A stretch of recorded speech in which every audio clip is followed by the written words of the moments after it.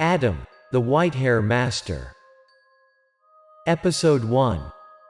Hello, today I'm gonna tell you a bit about my past. This all began when I was in primary school. Look, Adam is bullying again. Adam was my classmate. I had no idea why the gang in my school constantly bullied him. Well, it might be because they were gangsters. They didn't need a reason to bully someone. They just did bully people because they liked it.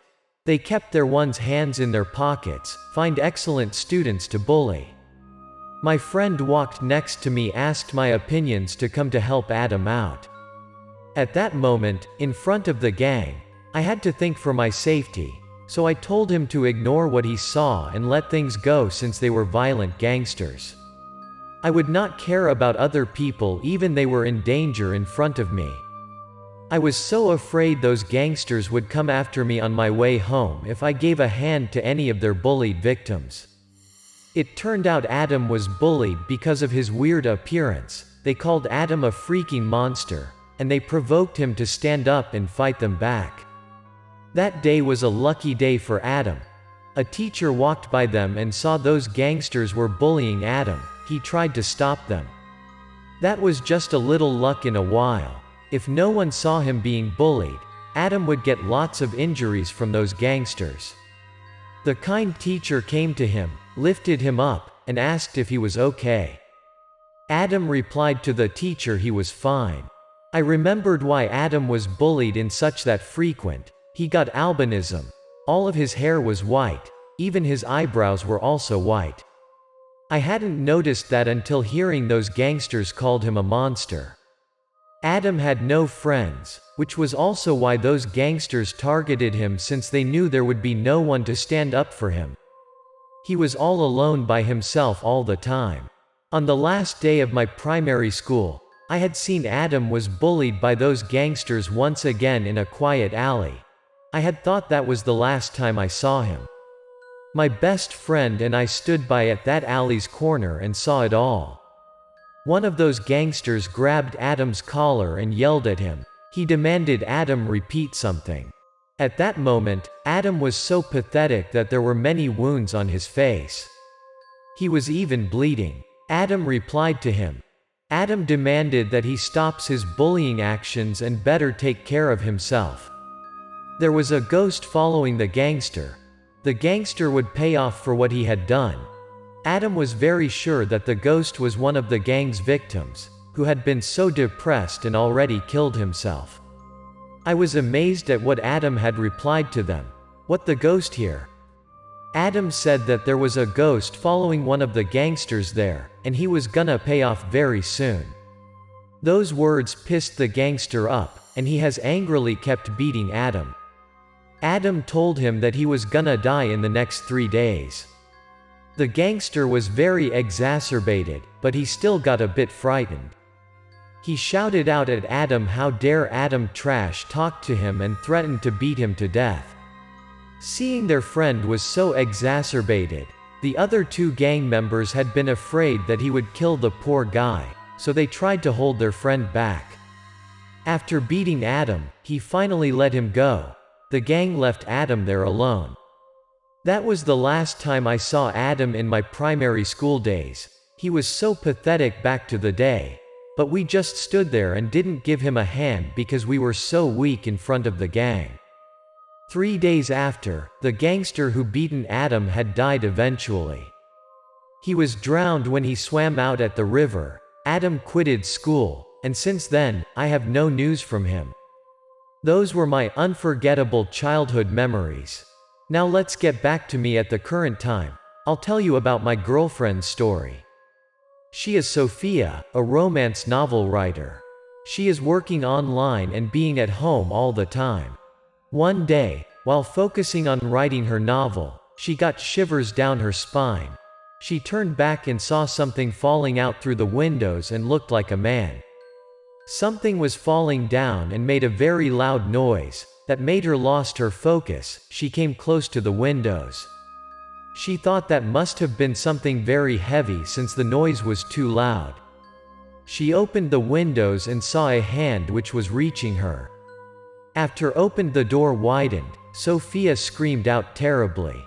There was a man just falling to her balcony from an extreme high. The man was likely to die already, blood everywhere on her balcony's floor. Sophia rushed to her apartment, picked her phone, and gave me a call. I told her to call the police first, and I reached her apartment 15 minutes later. At that time, I saw the police had come. After a deep investigation, the police had informed us of the result of their investigation. The man was living in an apartment upstairs. He was coincidentally falling to Sophia's balcony due to his carelessness. That was just an accident. That night, I stayed over at Sophia's apartment to watch her out. The day after, I headed home. A few days after, during writing her novel, Sophia got another shiver down to her spines. She saw a shadow falling out of her windows. And there was a very similar sound to the day she reported the accident. Sophia got no guts to come to the windows. She left her seat and stepped back. Out of the blue, she saw someone appeared at her window. Who is that?" she yelled out, and nearly scared a shit out of her when seeing the thing came closer to the glass of the windows. It was clearer and clearer. She saw a man. The man reached his hands and pushed the window.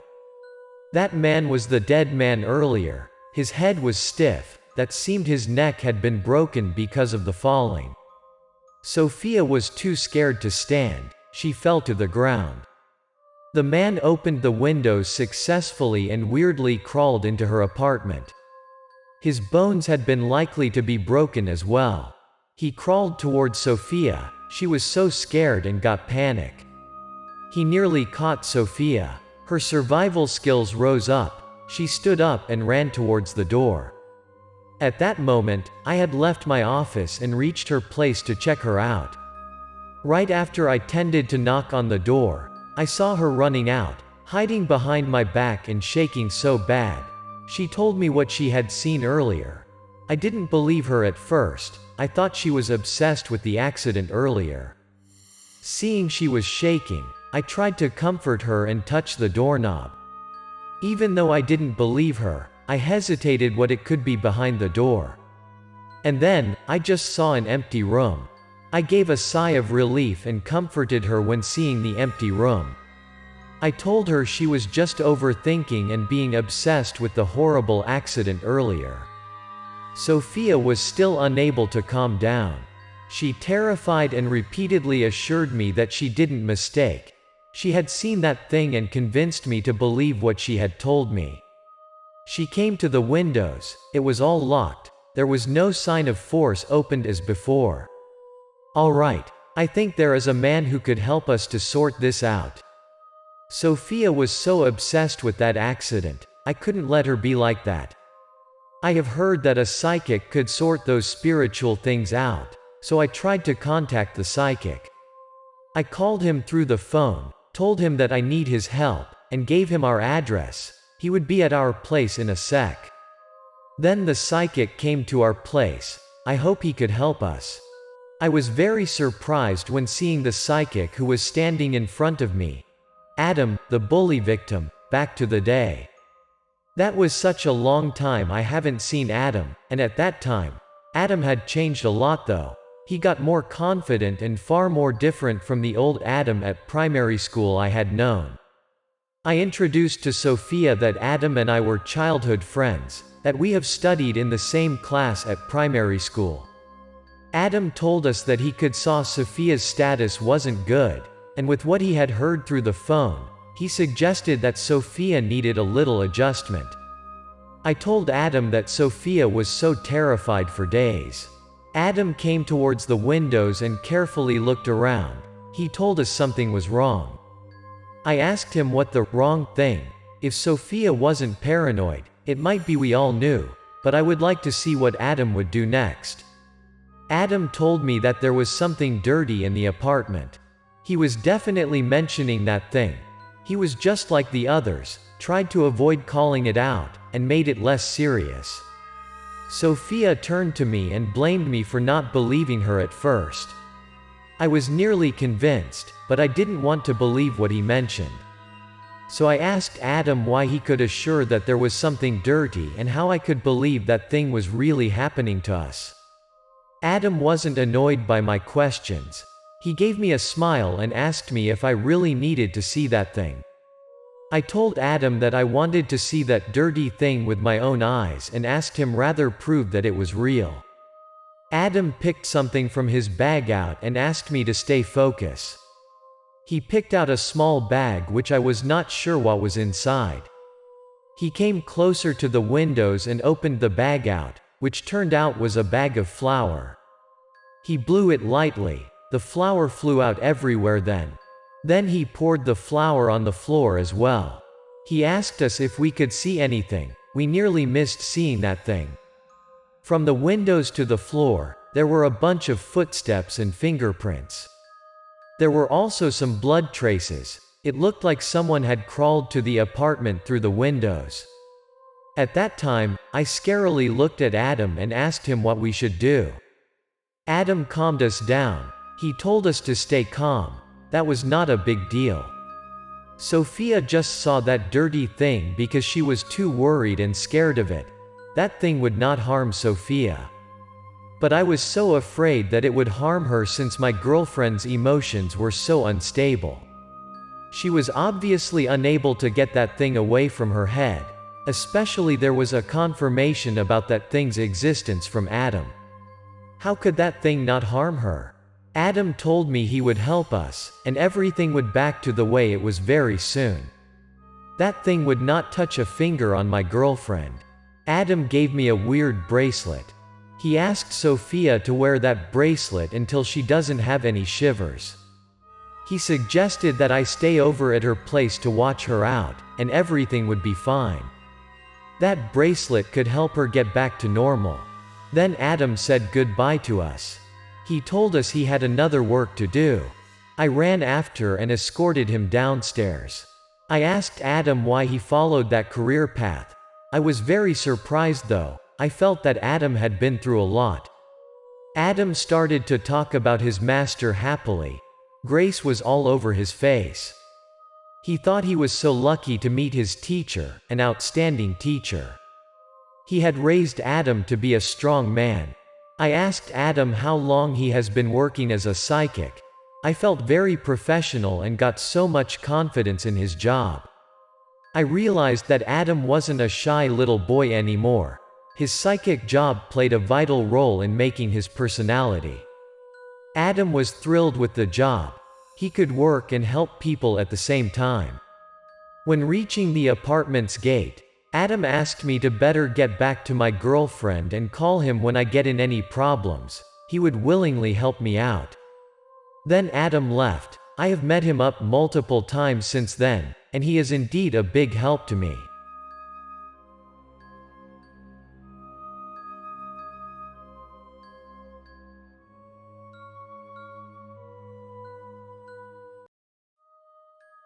The Ghost Wife.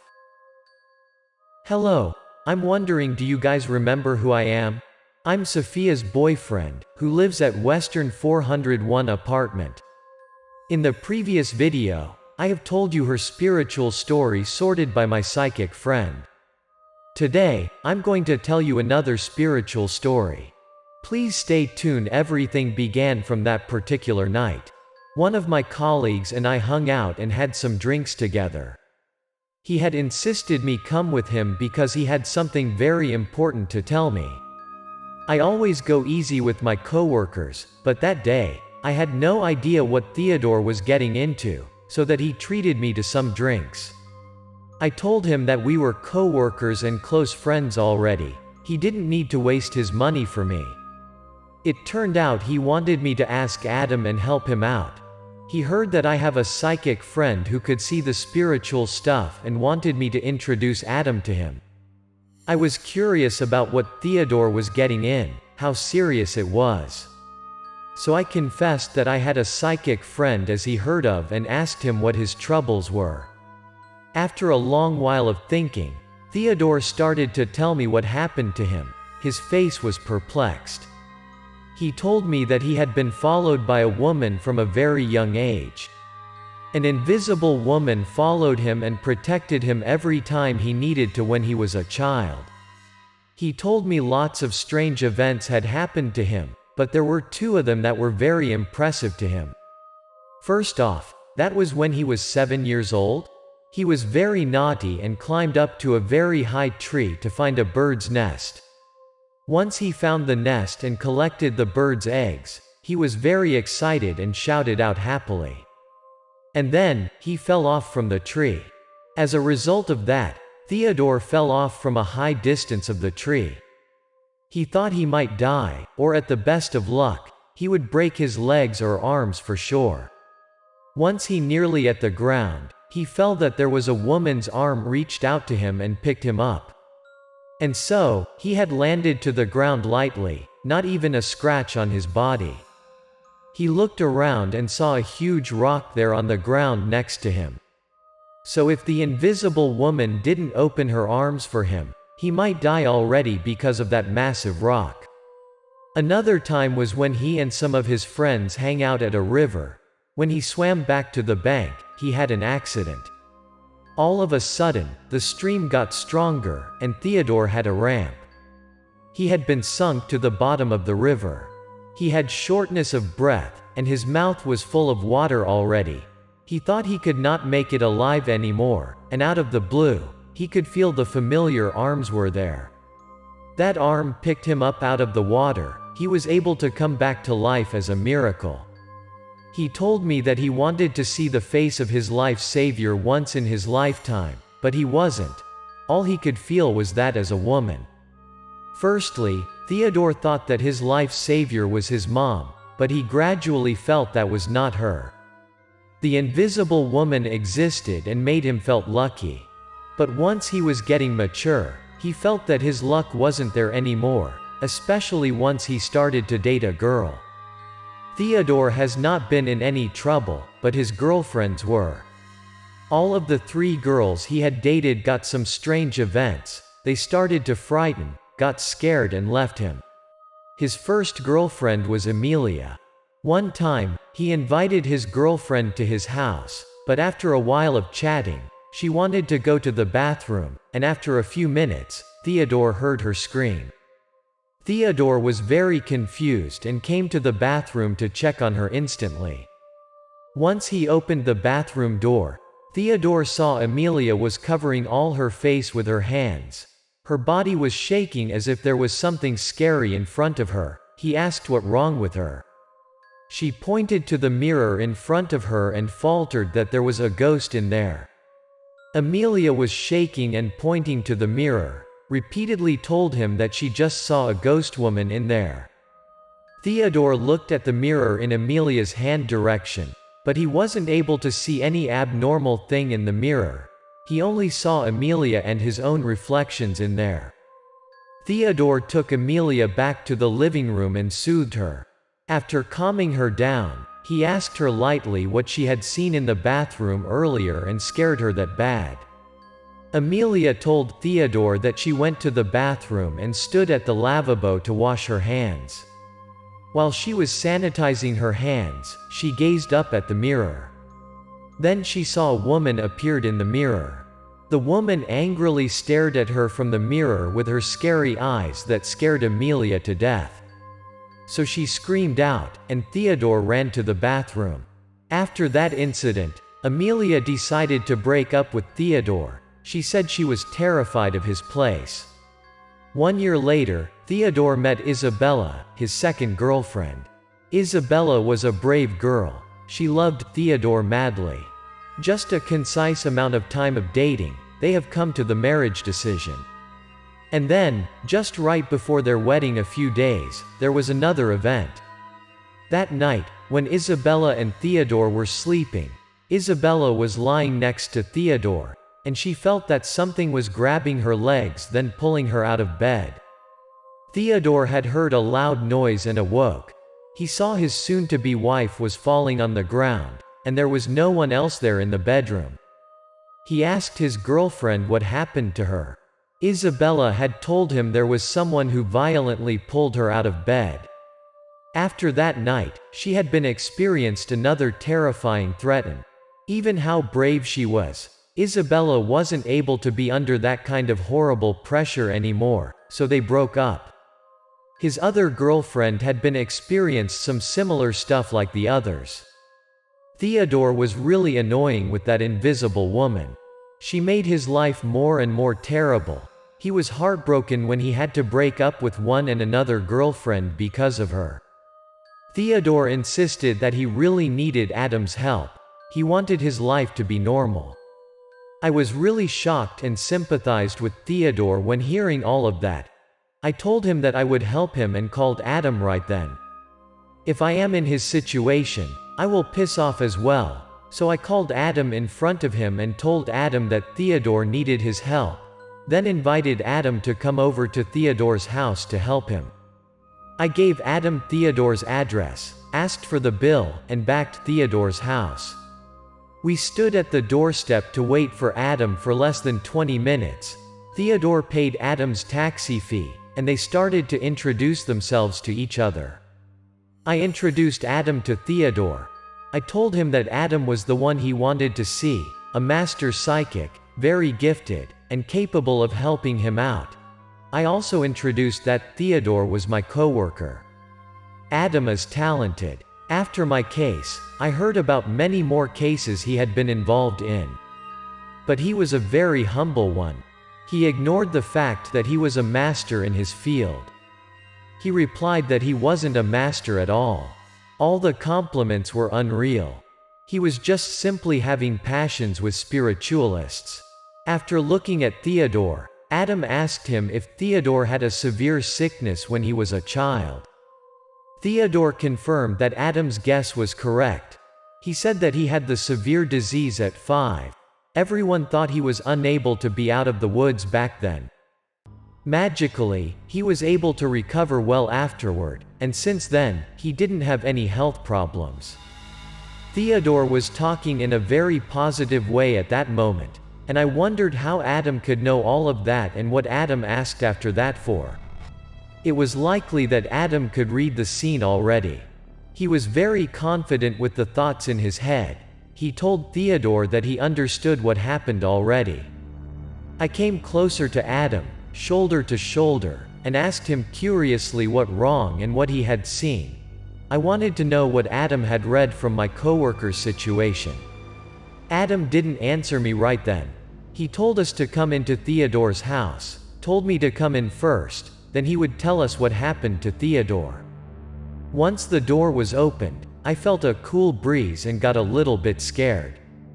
I tried to pull myself together since I had heard what happened to Theodore's girlfriends in the house already, so I was really terrified.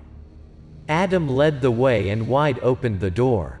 Adam stepped into the house and told me that the yin was all over the house. Someone was living with Theodore, making Theodore and me a little shaken. I came after Adam to the house. I whispered to him that I didn't feel anything about the ghost or spirit there. I just a bit scared. Like the last time at my girlfriend's apartment, Adam asked me if I wanted to see that thing. I nodded my head a few times to reply that I wanted to see that thing a little. Adam took the familiar bag I had seen before. If my memories were correct, there was some flour in that bag. I saw Adam put his hand inside and took out a big fist of flour. He tossed the flour to the air with his hand, and indeed that was the white flour I had seen at my girlfriend's place. That white flour flew around and made me sneeze a few times in a row. That was really uncomfortable to breathe it in. After a few sneezes, I could used to it. I gazed up to see what happened to the house after covering with flour, and I got frightened from what I have seen in the house. I saw something which had been called yin flows flew in the air like a mess.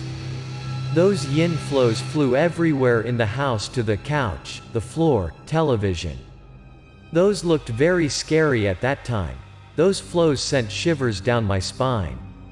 I asked Adam if those flows were the spirit's traces. He confirmed instantly and explained to me those flows were left there since the spirit had walked by or touched too. Theodore was scared when seeing those stuff in the house, thinking about someone who had been following him for years. He was shaking with fear, his body was very sweaty. He spoke Adam's hands. He asked Adam to help him out what he should do and how the spirit could go easy. Adam told Theodore to calm down first.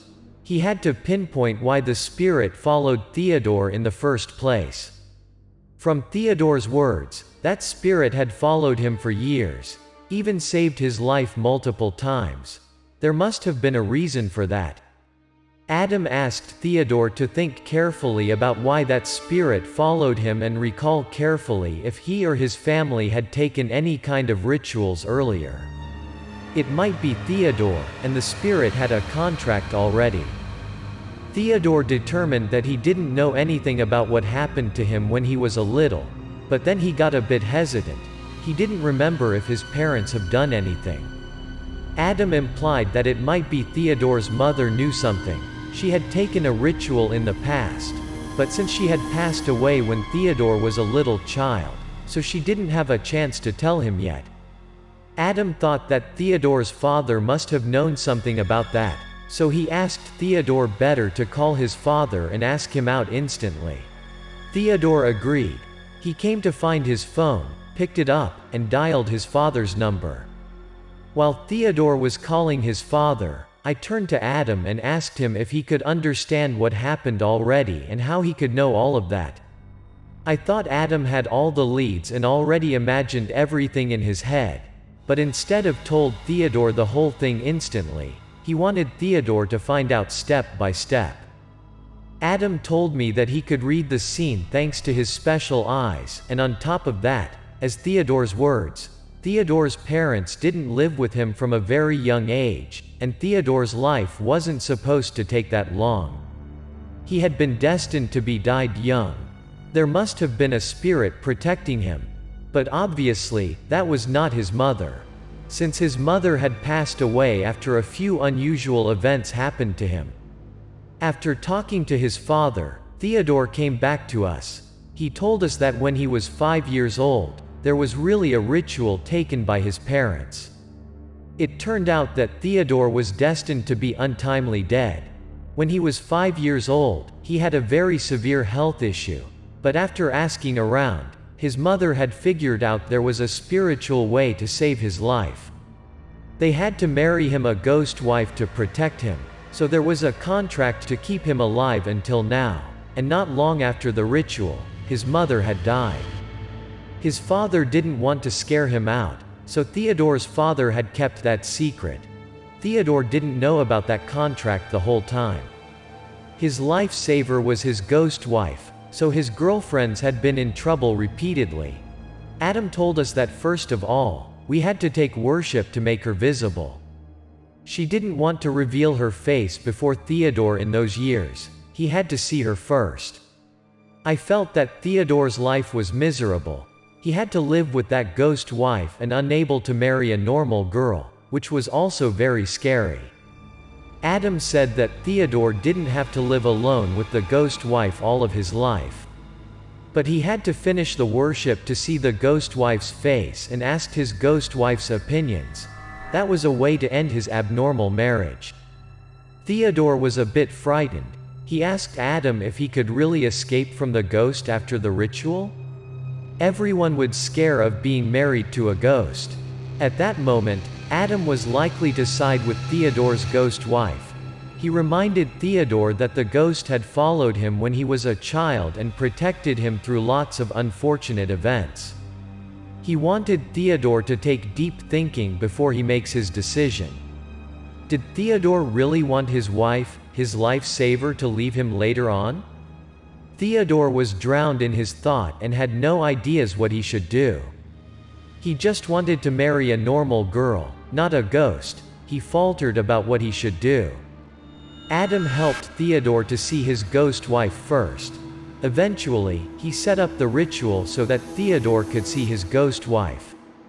Adam brought a table next to the bed. He put a huge mirror on the table and 2 white candles next to the mirror. Theodore was a bit scared of everything he might see. He didn't have the gut to close his eyes out, but after a while, he fell asleep and passed out. In the middle of the night, he felt cold and awakened. At that moment, he was lying opposite the mirror. He widened his eyes and looked at the mirror. In the mirror, he saw a woman was sleeping right next to him on the bed. That was his wife. He turned his head toward the woman in the bed, who had been lived with him for years and saved him from time to time to see how she looked like. But he saw no one there. Theodore pulled himself together and once again wide opened his eyes and looked at the mirror. This time, he could see his ghost wife's face. She was so familiar to him, he might see her once at the time his mother made the contract. But then, Theodore could calm down. Weirdly, he closed his eyes and went to sleep. A year later, Theodore got married and invited Adam and me to come to his wedding. His second girlfriend, Isabella, had accepted his proposal after hearing the whole thing. Theodore looked like being over cloud 9 at that moment. Adam and I sat together and talked about Theodore. I said that was all thanks to Adam. I wondered if the three of them could live together in harmony. Theodore got 2 wives eventually. Adam asked me if I want it. He could help me have 2 wives as Theodore, but that was so horrible to me. I could not imagine that an invisible woman was standing by me all the time. That was enough for my body to shake. Come to think of it, my girlfriend is already getting me so many troubles. I don't want to think about a ghost girlfriend. That day, I drank too much at the wedding. On the way back, I talked to Adam lots of stuff. I told him I admired him because he had a great talent and wanted to follow him. Adam half joked to me. He told me that I will have a short-lived life if I persuade that job. I was serious about that. I saw that it was a great job. I would be able to help people and earn money from that. That would be fun. I wanted to follow Adam. I ignored the fact that I might live a shorter amount of time than a normal person, but he was unlikely to talk about that topic anymore. He told me I have drunk, and we better headed home. I was indeed overdrunk. I talked trash to him like, "What's home? Where is my home?" After that time, Adam often takes me with him every time he helps people. I could see many magical and interesting events later on. It looks like a whole new world was opening in front of me.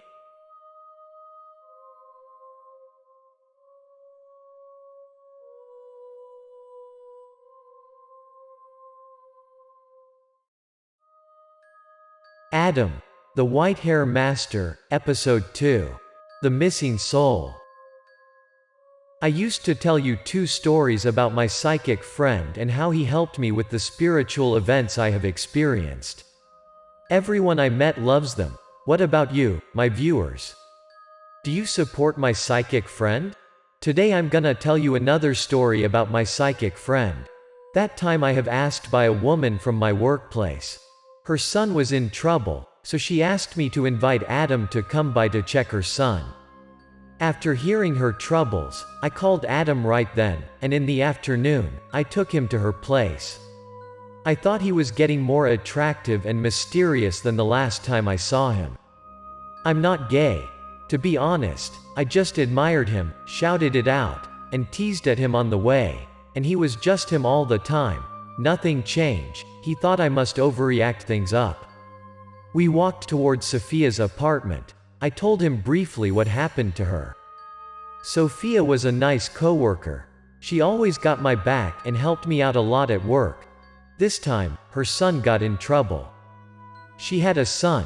He was in his 3rd grade at a nearby primary school. Lately, he was not living as he was anymore. He always got sleepy and didn't want to do anything, even his studies at school. What happened to her son brought her lots of depression and sleeplessness. Adam's first reaction was asking me did my coworker take her boy to the hospital to check up, which was not what I guessed.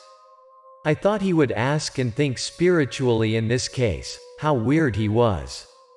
I told him that Sophia had taken him to so many hospitals, but there was no reasonable result. The doctors just examined that he got fatigued because he lacked sleep or focused too much on his study. But the kids weren't studying the whole time, he just slept. I also told Adam about what Sophia's family senior thought. They said that he lacked one of his souls, he seemed. That was a very spiritual guess, opposite to what Adam had told me at first. Shortly, we came to Sophia's house. She opened the door, welcomed us, and let us step inside. Her son had taken his long-term days off from school and stayed home a few days. If he comes to school, he will only sleep in his classes. Sophia asked us to have a sit and poured us 2 drinks. Adam said to thank her politely. Then Adam asked her to call her son out. He wanted to see what happened to her son right then. Sophia called her son aloud to bring us some fruits. She wasn't likely to let her son know what we came there for. Once the boy stepped out, we were frightened at first glance. He was really in big trouble. His face was ashen. There were dark circles around his eyes, so he looked very bad, even though Sophia said he slept the whole day. How a teenager looked, got no energy to live like that, his face that was not normal, lifeless. I eyed Adam. It looked like he was drowning in his thoughts about the boy's case. Adam looked at the boy carefully. His eyes suddenly glowed up. He was likely to figure something out. Seeing Adam kept silent and stared at her son the whole time, Sophia started to ask Adam her doubts. Did her son lost one of his souls, and asked him if he could help her son get back to normal. Adam replied that he needed further investigation to give her an answer. After looking at the teenager, Adam gave her his first thought that the boy was losing one of his souls. Adam asked her permission to touch her son to check out if that missing soul still was in the house or somewhere out there. He only could help if he could see where the disappeared soul was. Even though Sophia was just half understanding what Adam said, she trusted him and took his son closer to Adam. She holds her son's hand to reach Adam. Adam touches his 2 fingers and holds the boy's fingers lightly. Adam asked Sophia to try to remember all the places her son could be, lately, and from when the boy became like that, so that he could deeply understand what happened to her son and find the lead. While Sophia was trying to recall what happened to her son, the boy told her that he wanted to hit the sack and back to his room. Sophia told us, a few days ago, she took the boy to the supermarket. Once she and her son passed by an alley, an angrily stray dog came out from nowhere and barked loudly. The boy got terrified of it at that moment, his face turned pale. And since then, he became weird like that until now. His thought was likely to be confirmed. He told Sophia that he could easily find the missing soul of her son. Confidence was all over Adam's face. He stood up and tended to leave. Adam told Sophia that he would call her before midnight. After that, she had to finish the following items: opened her son's bedroom door, lifted him up, prepared to light up the candles in his bedroom, and put a cup of water on the table. Sophia escorted us to the doorsteps. I turned to her, seeing the sorrows all over her face. I tried to comfort her a little. I told her that Adam was a gifted psychic. Her son would get back to normal very soon. She didn't have to worry anymore. I was very excited and looking forward to seeing what happened next, so I asked Adam what we would do next and where we should go then. Adam replied to me that we were going to the small alley which the mother had mentioned. We walked from Sophia's house towards the supermarket, and indeed there was a small alley as Sophia described. But we didn't see any dog as mentioned in the alley. It was understandable that the stray dog would not just stay at one place and wait for us to come. The dog must have roamed somewhere. I came after Adam and stepped into that quiet alley. I was worried sick and looked around. I turned to be a scaredy cat and overthinking after following Adam a few times. I always thought about the spiritual stuff. I looked around and saw a lot of dust, food, and wine on the ground. It looked like someone worshipped something there. All of a sudden, there was a breeze flew by and flew the dust as well to the air. That made me scared. All of the hairs on the back of my neck stood up. That was not normal. How the heck a breeze flew by all of a sudden in this quiet alley on that such hot day? I stepped closer to Adam and told him my thought. I thought I could sense the aura around. Everything was scary. Adam stared at me and smiled. He said that I was overthinking and imagining things. There was nothing abnormal there like I felt. After talking to me, Adam tended to leave the alley. He went straight out. I curiously asked him if that dirty thing was gone or there was nothing in the alley. Adam explained that things didn't disappear, just not showing up yet. He said we would better return to the alley at night and check again. Adam told me that he had his works to do before the night came. He told me to find somewhere to kill time and wait for him, and then he left me alone there. That day, I took a day off from work already. I would like to see how Adam deals with those kinds of problems the whole day, so I had no idea where to kill time. My girlfriend was busy with her job, and I didn't have a gut to stay inside the alley by myself any longer. So I walked around the area and found a milk tea house nearby. I came inside, ordered a cup of milk tea, and waited for the night came. When it was nearly at the time, I paid for my milk tea and stepped outside.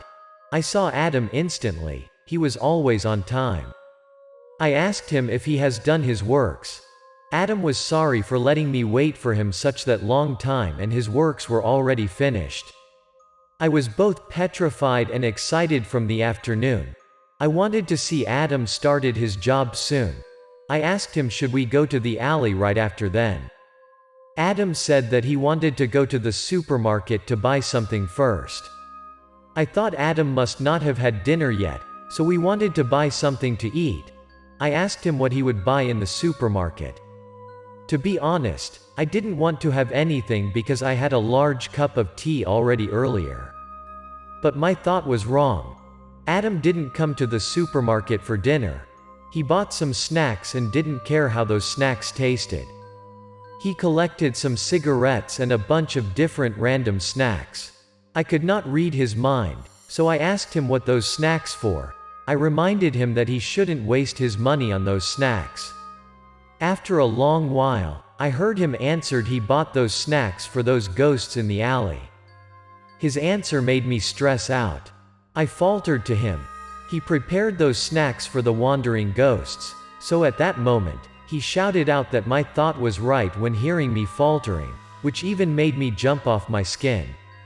Even though I was terrified, my curiosity was more substantial than that. I wanted to see how those ghosts looked like, so I asked Adam if I could see those ghosts.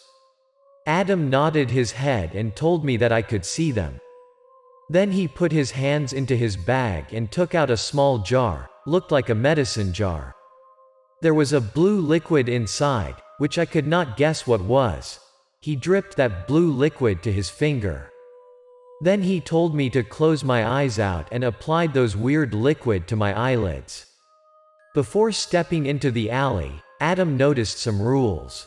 When stepping into that alley, I should just toss snacks and cigarettes to a wall corner. Even though hearing someone talks or calls, I have to stay still, no reply or touch on something. I listened to him carefully. I told him that I copied his words. We stepped to the alley slowly. Adam went ahead. At that moment, I was not only excited to see what happened next but also frightened of what I might see. I followed Adam's guide. I put the snacks out, one by one, and put them in a wall corner. Before putting it to the ground, I had opened the cigarettes and snack boxes out as Adam had told me. I put things on the ground on the way along the alley. I didn't feel or hear anything yet. Eventually, I heard someone was biting the potato snack behind me. From the moment we stepped in, no one was there in the quiet alley, and Adam had told me that he bought those snacks for ghosts, so that sound was from ghosts? Put all my thoughts together. At that moment, what I heard gave me goosebumps. I had to make myself felt better. The thing behind me was not that terrible, and that was not the first time I have seen those stuff. I told myself, I better didn't turn my head back. But my curiosity rose. I was unable to step ahead without turn back. And then, I stood there, frozen from what I saw from behind. That was the moment which I thought I would never forget in my life. Many scary-faced ghosts were on the ground. They were fighting with each other for food, which made me nearly jump out of my skin. Even though they were half-human shapes, but they were still not human beings. I knew they were ghosts, obviously. They all got their gray faces and black empty eyes. I didn't have a gut to look at them too long. Some of them fought for food, picked up the cigarettes and matches on the ground, fired the cigarettes, and smiled happily. I didn't want to watch them anymore, even a sec. That was excessive to me. Seeing Adam was from me a far distance, I hurriedly ran toward him. At that moment, I turned my head back. I saw a man in front of me and nearly hit him. I was too hurried to check if he was a human being or not. I also forgot what Adam had told me earlier, so I gave him a sorry and ran toward Adam. I thought I passed by him already, but suddenly, I felt that he was walking back to me. The man turned his head back. I glared at him as well. He looked amazed and happy when seeing me, which was different from the cold-hearted reaction when I hit him coincidentally earlier. At that moment, I could sense something terrible was gonna happen. The man looked very scary. I could see his face exactly looked like those fighting ghosts. His hands tended to touch me. I stepped back scarily. He wanted to catch me and might be in danger if he could catch me up. Out of the blue, something was tossing towards the man. He scarily took his hands back. That man was absolutely a ghost. Fortunately, Adam came in time and saved my life, or else I could not imagine what would happen to me. Adam has sent the ghost away and asked me if I was okay. I told him I was okay and just a little bit scary, but deep down, I really scared the shit out of me. Adam asked me to call Sophia so that she could follow his instructions as he told her earlier. He assured her that everything would be fine. Her son would come back to normal very soon. At that moment, I saw a little soul at a wall corner. That was Mateo's soul. He was picking up snacks on the ground like the other ghosts. After watching the boy's soul for a few seconds, I picked up my phone and called Sophia. Even the signal wasn't stable, but she could hear me well, I think. Right after Sophia hung up, Mateo's soul faced up as if he heard someone was calling him. The boy stood up and wanted to leave, but the other ghosts held him back in the alley. At that moment, Adam tossed something to those ghosts like at the time he helped me out. I could see he threw rice at them clearly. Adam kept tossing rice and shouting to them. He required them to let Mateo go. Those ghosts started to be scared of rice and stayed away from the boy. The boy's missing soul was likely to find the way back to his body. He walked slowly back home. Adam and I escorted the boy home until we saw him stepped into the house. While walking out of the apartment, I asked Adam what he had applied to my eyelids earlier. Adam said to me in a slightly joking way, "That was cow's tear." I knew what he meant. That blue liquid was cow's urine, which was irrational to me. No study could explain that I could see those ghosts thanks to cow's urine, which was foolish. If he told me that was a kind of medicine, it would be easier to accept. Adam was likely to tease me because of my stupid, "You could see those spiritual things and still think it weird?" I didn't believe Adam 100%. I thought he had his unique technique, so I asked him how he made a cow cry. That was nonsense. Before splitting up, he told me to take a bath with grapefruit skin afterward, especially wash up where the ghost touched me. I didn't take a bath with grapefruit skin. I have been absent-minded and unable to remember. And as a result of that, my body got achy the whole week then. But there was a piece of good news to me. Sophia's son was able to get back to normal, which made me very happy.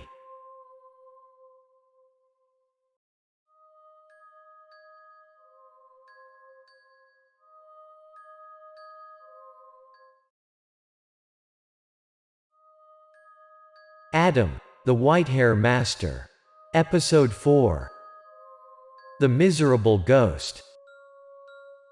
Pawn Milk Tea House. I called Adam and asked him out at a milk tea house.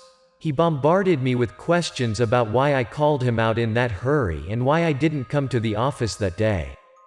Something came after me. I had intended to tease him that I have merely missed him, but he looked so severe. Of course, I had work to do every day, but I had to take a day off to come to see Adam. I had found a big deal for him. A landlord asked him to chase the spirits out of their place. He had promised me that he would pay us well if we could expel all the ghosts out. After hearing I got a deal, he cautiously replied to me with a very annoyed tone of voice. He reminded me that he wasn't a sorta take advantage of his ability. I got annoyed with his reaction.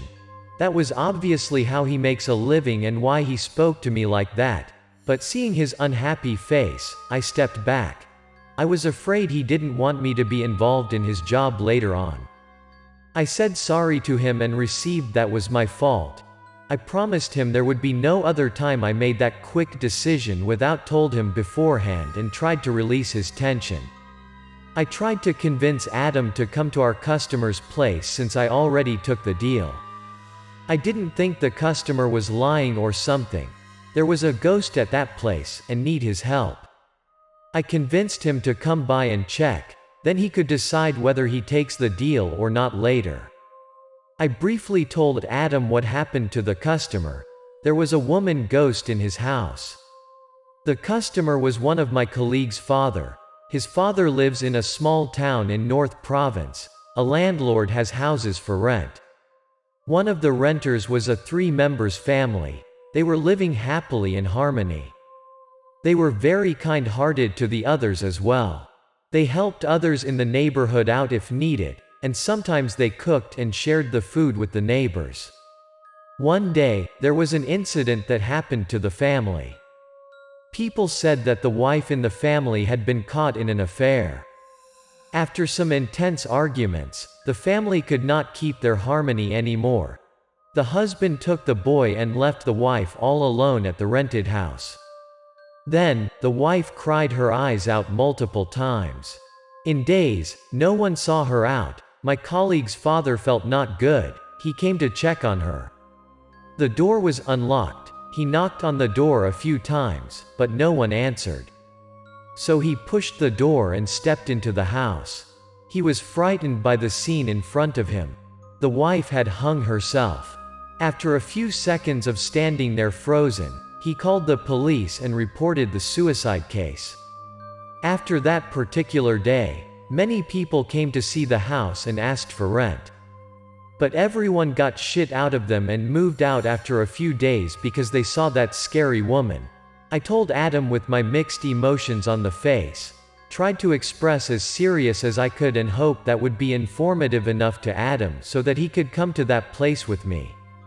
Adam guessed there were 2 possibilities. 1. She was trapped there and unable to go out of the house. 2. She had something she was unable to finish. She didn't want to leave until everything is clear. So she scared people out. Even if they had guts, no one would dare to rent that house. I knew I was a bit overexpressed on my face when telling him, but I have told Adam the whole truth, so he has believed me. I was delighted when seeing Adam trusted in what I have told him. I asked him if he wanted to see the house and check what the ghost woman want. But all of a sudden, Adam stared at me and asked me if I took the money yet from our customer. I told Adam the fact that I have received money from the customer already. I was afraid that Adam could misunderstand me for keeping all the money for my own, so I tended to transfer all the money to him instantly. I love following him to see his special abilities more than money. Out of the blue, Adam asked me to keep the money.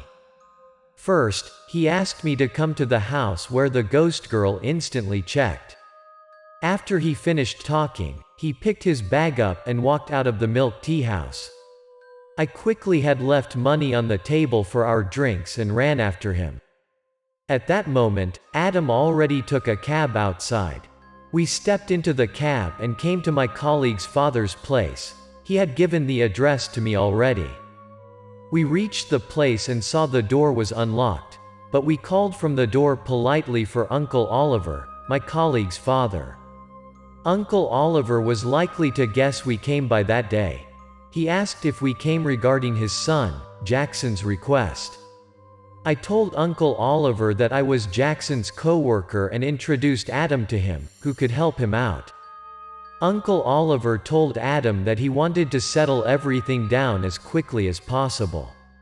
He was very grateful for seeing Adam come by. He was making a living by those rented houses and didn't want to be a burden to his son. He was in that unfortunate situation for months. His life was getting worse since then. Adam agreed and comforted Uncle Oliver that he would try his best to help him out. He wanted to check around, so he stepped straight into the house. Uncle Oliver and I came after him. There were lots of houses in the area. But after a round of walking, Adam stood in front of a house and stared at it with a severe face. Even though Uncle Oliver didn't tell him which one yet, I asked him how he could spot it out. Adam explained that he could feel the angry aura in the house, but I could not feel anything. The extraordinary ability indeed came to the particular one. Adam came closer to the house and opened the door. I came close after him. There was just emptiness in the house, not much stuff, just some basic furniture inside. I asked him if he wanted to pour the flowers around there as the previous times to trace the dirty things in the house, but he replied that he wouldn't do that. I looked around and got a bit scared. I gazed up to the ceiling. There was a big roof beam there, and that might be where the woman hung herself. Adam looked around and told me that I had to stay overnight inside that scary house. It made the hairs on the back of my neck all stood up then. I was thunderstruck by his words. He asked Uncle Oliver to let us stay overnight inside that scary house while I was in a daze. Until Uncle Oliver said that we could be his guests there. Adam left Uncle Oliver's place after told him that we had work to do, and assured that we would get back to his place at night. I stepped after him. After leaving the house a long distance, I asked Adam why he decided to stay overnight, how I could sleep there at that scary place. Adam calmly replied that everything was going to be okay then, but how could I have a good sleep at night in that scary house? Then all in due time, I had to sleep in that house. I haven't seen Adam in the afternoon and finally could see him at night time. Adam assured me that I could have a good sleep that night, and told me not to worry that much. How I could believe him. But I was terrified about how I could sleep well. What would I do when the ghost came out then? But deep down, I got a little excited. I knew I witnessed his gifted abilities another time. Adam told me that I should pray for the ghost to come out that night, or I had to stay at that place another night or some more nights. That made me both really nervous and frightening thought. Eventually, I hoped the ghost came out shortly. I got a mixture of feeling inside me. Seeing Adam nearly left me there without any advice so that I could self-defend, I called him and asked for teaching me an incantation.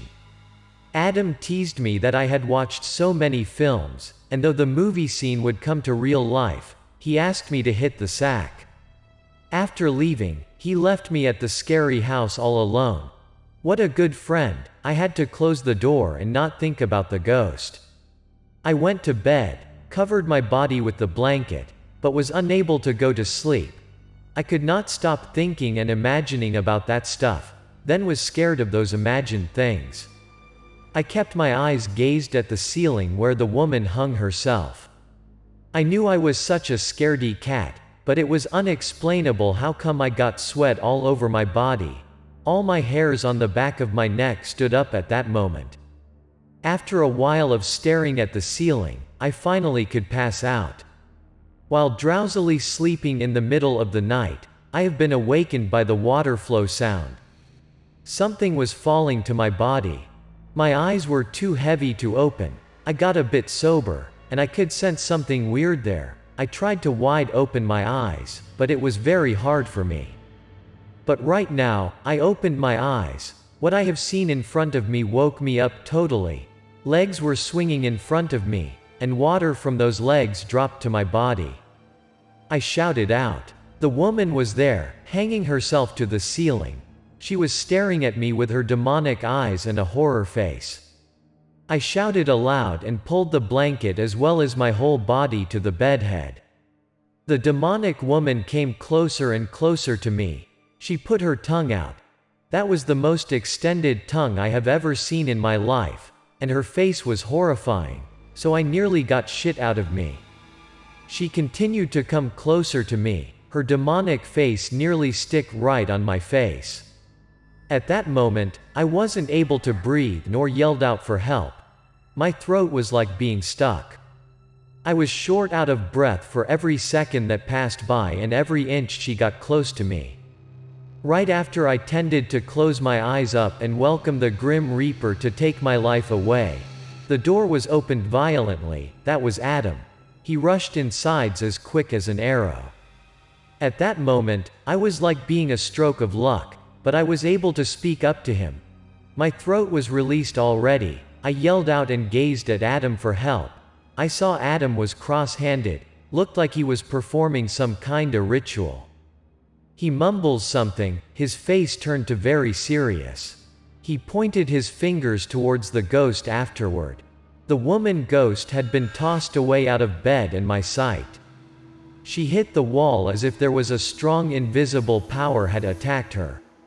Adam started to interrogate her. He asked why she still was there and threatening innocent people.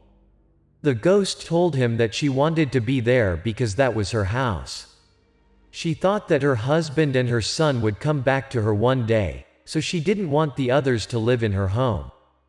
Adam told her with his confident and arrogant tone of voice as usual. If the ghost woman still keeps being around there and try to hurt people, he would make her spirit fade away forever.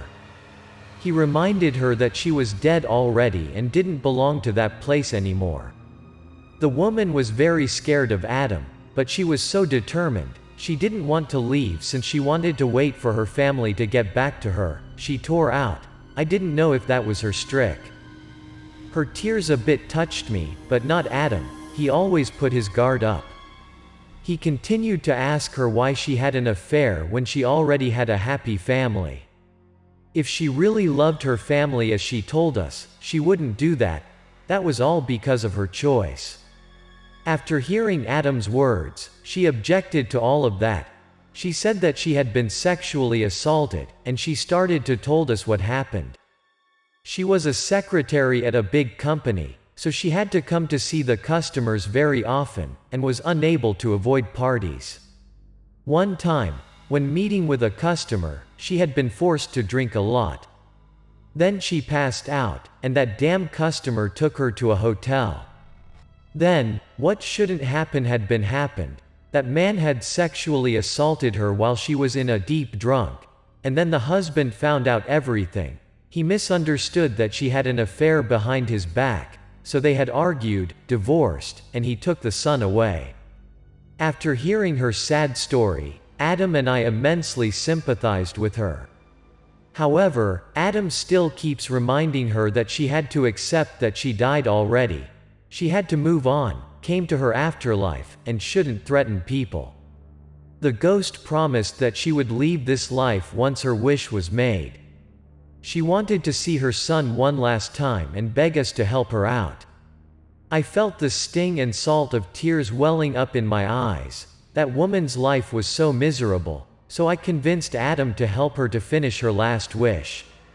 Adam drowned to his thoughts a while. Then he glared at me, asked me to come to borrow Uncle Oliver an umbrella, and hurry back then.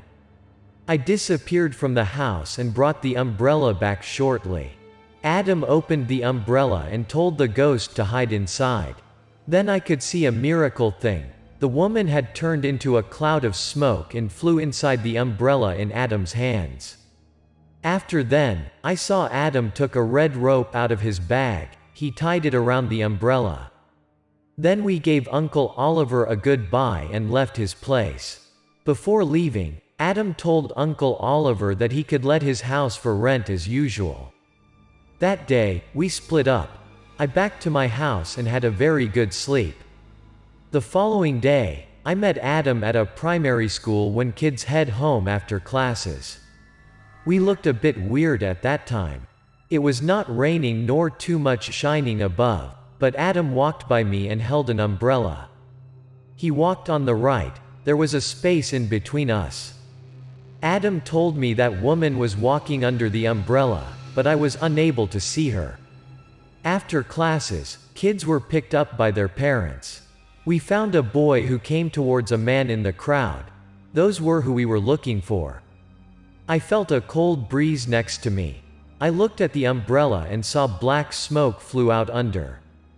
Adam could sense her weird behavior. I thought and reminded the woman that she wasn't able to come out in the daylight. Right after the two family members left, Adam holds the umbrella and followed them. I stepped after them as well.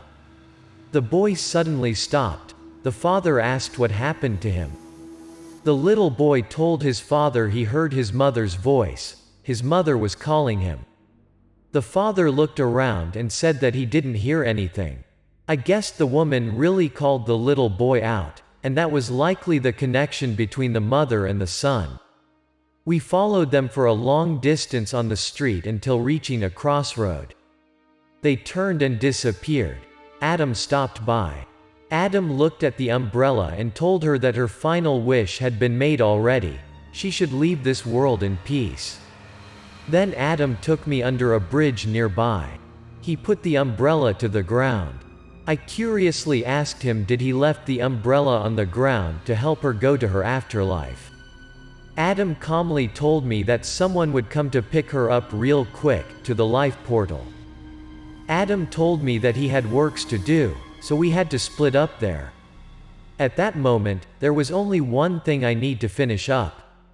I wanted to find the bad guy who trapped the woman in and teach him a lesson. I came by his place. All of the tragedy began because of him, how he could just live his life in peace.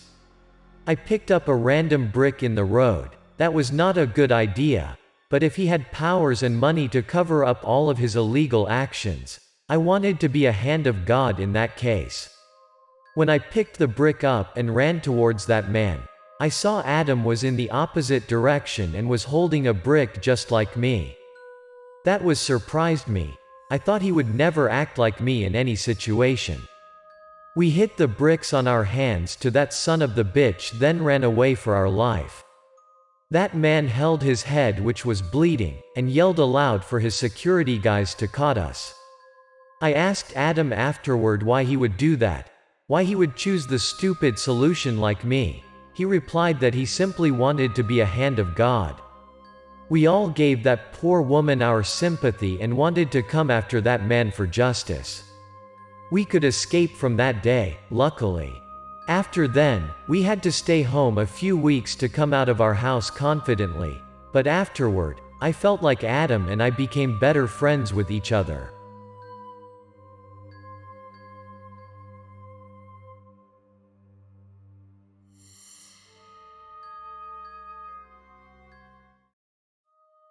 Adam. The White Hair Master, Episode 5. The Unlucky Old Man. After the case in which the two of us wanted to be a hand of God, Adam and I had a closer connection afterward, making me very happy. We had spent lots of time meeting in person and chatting. I usually asked Adam about some small spiritual cases solutions. I didn't want to be a master like him, but I could learn some excellent tips to stay away from ghosts. Adam reminded me about that day happily. We all picked a brick and tossed it to that asshole's head. That was a pleasant memory to me as well. That day, while we were talking, his phone was ringing. Adam replied to the phone and asked what happened. I could hear the other end was a male voice. It looked like that was Adam's customer. He asked Adam something. After hanging up the phone, Adam told me that he had work to do and tended to leave. That was the weekend, so I asked Adam if I could go with him and help him out. I guess that might be a tough case, so I insisted on him to let me come with him. Adam agreed and let me come with him. We took a cab and went straight to Adam's customer-given address, a store selling worship stuff that was not far from our place. The cab was stopped after less than 20 minutes.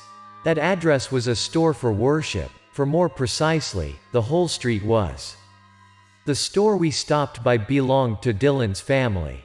Right the moment we opened the door and stepped inside, the owner looked like he had waited for Adam and welcomed him in. He was the one who called Adam there. Dylan was a middle-aged man, more than 50 years old. His face was sad and lifeless. He said that he's sorry for bothering Adam. He looked at Adam as if he found his lifesaver.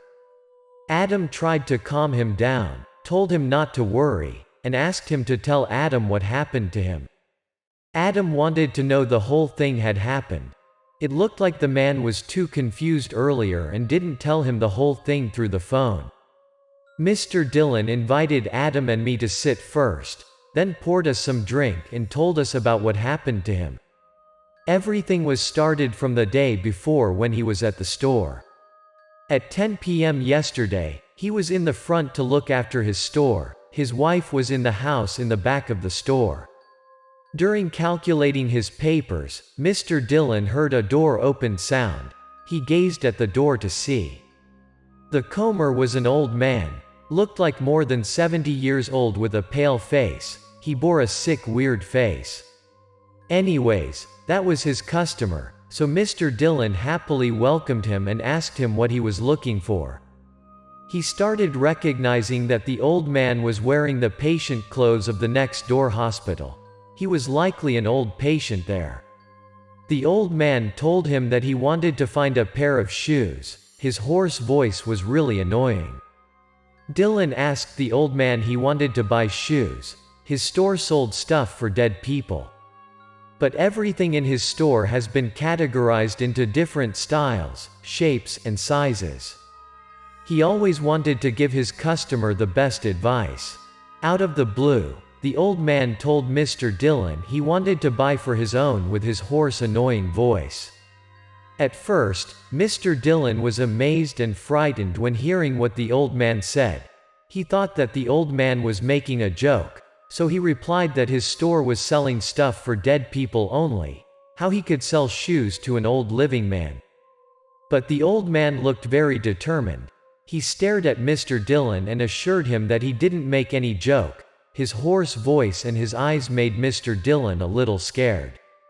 Mr. Dylan faltered to the man that he didn't sell. When he gazed down at the old man's legs, he got startled. The old man was wearing loose-fitting clothes. His pants stick to his foot because of blood. He thought the old man was getting a heavy injury. But when Mr. Dylan looked over his back, there was a line of bloody footprints on the floor. He was scared to death at that time. But still, tried to pull himself together. Dylan secretly eyed the old man's face. He was bleeding in his foot, but his face was very calm. It looked like he was in pain at all. His face was just pale and gray out, lifeless. Dylan has worked in his business for years. He has seen some small spiritual cases and heard some, so he firmly believed there were existing ghosts in this world. Mr. Dylan told the old man that there were no shoes of his size available in the store. He had to look for his size in the storage in the back. Mr. Dylan was so sure that the old man was a ghost, so he found a reason to avoid contacting him instantly. After then, Mr. Dylan rushed to the storage in the back while the old man didn't reply yet. He hurriedly ran for his life. Right after he entered the storage, he locked the door instantly. His heart bounced faster and faster. He was too afraid that the scary old man would come after him. He eavesdropped from the storage door to check the outside. He stayed till for around 30 minutes, and nothing was coming to him. Then he heard a knocking door sound. That made him jump out of his skin. After carefully listening, he heard his wife's voice. She called him out if he was in the storage. He could keep calm, opened the door and went outside. Dylan's wife didn't saw him go into the house as usual. She felt strange and called him by phone multiple times, but he had come to the storage in a rush and forgot about his phone already. Hence, no one answered her phones. The wife was worried sick and came to find him at the store in the front. She didn't see anyone there, so she knocked the storage's door out. At that moment, he could step out of the storage, got back to the store. He heard his wife blame him for his irresponsible for leaving the store. She reminded him there must have been robbed. All of his money had been taken already. He saw the missed calls from his phone. There must have been 7 or 8 missed calls. He checked around the store. There was no scary old man nor bloody footprints on the ground at all. Mr. Dillon looked at his wife and scarily replied to her with his shaking voice. He said to her about what he has experienced earlier. He was likely to see a ghost. Seeing Mr. Dillon acting weird, the wife shouted aloud he had seen a ghost and asked him to tell her in more detail. At that moment, Mr. Dillon came to the computer and checked out the camera's records. Dillon told his wife his thought while he was clicking on the camera's record. He wanted to check if he could see anything from the camera footage. He was afraid he would not see anything from the camera if that old man was really a ghost. Dillon's wife also watched the camera's record with him, but unfortunately, they saw no old man in there. In the playing video, the camera had recorded that there was a moment. Mr. Dillon talked by himself as if he was murmured with the air. The two of them were very scared of that. Dillon thought of hiding himself in the storage when the old man came again. He thought the old man would definitely come by another time because he had come by the day before. That ghost man would not go easy on him. Hiding was not a good solution, and he was unable to sleep well already, so he called and invited Adam. Adam replied to him and assured Mr. Dillon that he could back home, take a good rest, and sleep tight that night because Adam and I would stay over to look after his store. I felt a bit anxious, both worried and excited about what I might see, but Adam stayed calm. Adam and I left the store. He told the owner that we would back at night. Mr. Dillon said thank you to us. After leaving the store, we walked back. I curiously asked him if I could help him anything this time. Adam told me that I could play the owner's role and sell the old man his shoes. That was my mission that night. Adam started using me for his psychic job. He used to my present, and I was likely to be braver afterward. I asked him where we gotta go next. He told me we need to prepare the old man a pair of shoes. I followed him in silence. After then, Adam took me to a paper stuff store. The store was full of paper toys, animal-like toys such as cows, horses, dolls. Looking at those familiar things made from papers was really interesting to me. The owner looked like he knows Adam very well. He went straight to the point and asked Adam what Adam wanted this time instantly once he saw Adam. Adam replied in short. He requested the owner to make him a pair of paper shoes for the elderly. After then, the owner took some colorful papers and started working. I observed the owner on how he could make a pair of shoes by paper. He got very skillful hands. Not long later, a pair of paper shoes had been made, with a perfect mix of colors and shapes. Ignored the color theme wasn't living. It looked like a real pair of shoes. Adam paid for the shoes, and we left. At night, as promised, we backed to the store. Adam asked me to come inside and wait for the old man by myself. I was both worried and excited and felt every slowly second flew by. I checked on the door every minute. I didn't want the old man to startle me all of a sudden. The ghost man would be there in no time. I had to put my guard up. When it was 10 p.m., at that time, I was a bit shaken. I saw the door was pushing slowly. And indeed, the ghost man came. Looked exactly like what Mr. Dillon described. He was skinny, sickly. His face looked pale and covered with gray. With my little experiences after following Adam a few times, I could see the abnormal in the old man at first glance. I eyed down his legs, and yeah, there was blood on the floor like what Mr. Dillon had told. The old man walked in barefoot, which was bleeding. Blood was dragging all the way he stepped in. I tried to clear my throat and gave my best to ask him if he wanted to buy the prepared pair of shoes. I told him we had a brand new shoe type, and they were very nice to him. The ghost man took the pair of shoes and put them on his foot. They were fit him very well. He looked delighted with the pair of shoes. He gave me a piece of money, which was Joss paper. Honestly, that was the first time I have received the Joss paper for a transaction. It made me a bit shaken. After paying for the pair of shoes, the ghost man turned his back and walked away. I received the money and nearly jumped out of my skin. My heart was likely to miss a beat. After the old man leaving the door, I left the store and came after him quietly.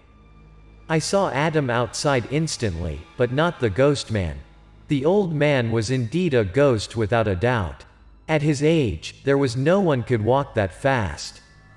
Adam took from his bag out 2 red bands, gave me one, and asked me to wear it in the eyes. He told me that was the only way I could see and came after the old man. I was hesitant. How the heck I could see a thing when covering my eyes with that red band? I asked him curiously if he was sure that worked. He assured me that I just followed his lead and would see the magical thing happen. He didn't explain anything else. He covered his eyes with the red band. After tying the red band to my eyes, my first thought was I was supposed to see nothing, but I was wrong. The red band wasn't thick like its look. I could see everything around me, but it was a bit blurry. I looked at the ground and saw the blood footprint trace. That might be the magical thing, thanks to the red band Adam had mentioned about. Even though we could be 70% sure that the patient came from the nearby hospital through his clothes, Adam wanted to see it with his own eyes. He told me to follow those footprints and saw where he came from. I came after Adam, and we followed the trace of blood. And as our guesses, those bloody footprints led us to the nearby hospital. The footprints led us inside the hospital to a particular treatment area. At that moment, I could realize that it was the hospital's morgue. Adam and I took off our red band. Everything was likely to be on track to Adam. Even he was walking by me, but I still got scared. Adam called the director of the hospital and asked him for help politely. I asked him if he knew the hospital director. He told me he used to work with him a few times earlier. I admired him. His network was really large, as if people in every field in this society used to work with him. We waited for 20 minutes to see the director. He was likely to know Adam very well. He told us he was sorry for letting us waiting for him that long. After greeting and introducing a bit about me, Adam asked him what he wanted to know swiftly if a newly dead body was sent to the hospital earlier. Director Lincoln thought a bit, then replied to us a yes. He opened the morgue's door and let us in. The morgue was covering with a cold, gray atmosphere. Director Lincoln took us to a dead bed. A dead body was covered with a white blanket. Director Lincoln said that might be who we wanted to see. Director Lincoln slowly pulled the white blanket out. I saw the face of the ghost man earlier, even though I have prepared for that, but it still made the hairs on the back of my neck stand up. The white blanket finally pulled all out, exposed the dead body under the light. The dead body's foot was wearing the pair of paper shoes that I had sold him earlier. Director Lincoln was terrifying when seeing the pair of shoes. He shouted out that he remembered there were no shoes when the dead body was brought in and how the dead old man was wearing them. Adam asked about the ghost man. How many days did the dead body bring into the hospital? Director Lincoln replied that the old man had been in an accident at construction and brought to the morgue 2 days earlier. He had noticed the old man's family come to pick his dead body up. But no one came so far to pick him up. Adam asked Director Lincoln to check the old man's identity. He comfortably helped without a doubt. Director Lincoln was very thoughtful in escorting us to the hospital gate afterward. Adam said thank you to him and offered him a drink next time. After leaving the hospital, I followed Adam to head back to Mr. Dillon's store. I saw Adam take out a set of paper clothes for dead people, a pair of shoes with the old man's name in them, thanks to Director Dillon. I was a bit vague and wanted to know what Adam was doing. Did he wanted to worship the old man? Adam explained briefly to me. The old man had no family to pick him up, so he might be very lonely and in need. We had to send him some things. That all made so much sense to me, so I didn't ask anything else for what he was doing. That was really unbelievable, but seeing what happened, I wasn't able not to believe it. Adam told me to bring things up with him to the crossroads to burn everything out. We came to a nearby crossroad and started to burn those paper stuff for the old man. I looked at the dust and wondered if the old man could receive those things. After everything had burnt out, Mr. Dillon thanked us profusely and said goodbye to us. At that moment, I was fatigued. I yawned a big yawn and was very sleepy then. I asked Adam if I could head home. Everything had been sorted out already. I wanted to head home badly. Adam asked me to help him clean things up before leaving, so we found a broom nearby and started cleaning things up. I wanted to hurry home.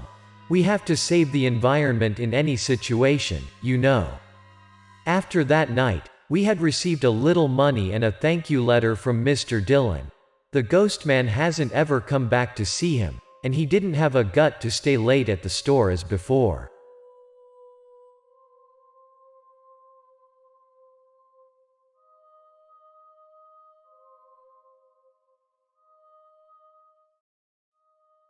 Adam, the White Hair Master, Episode 6.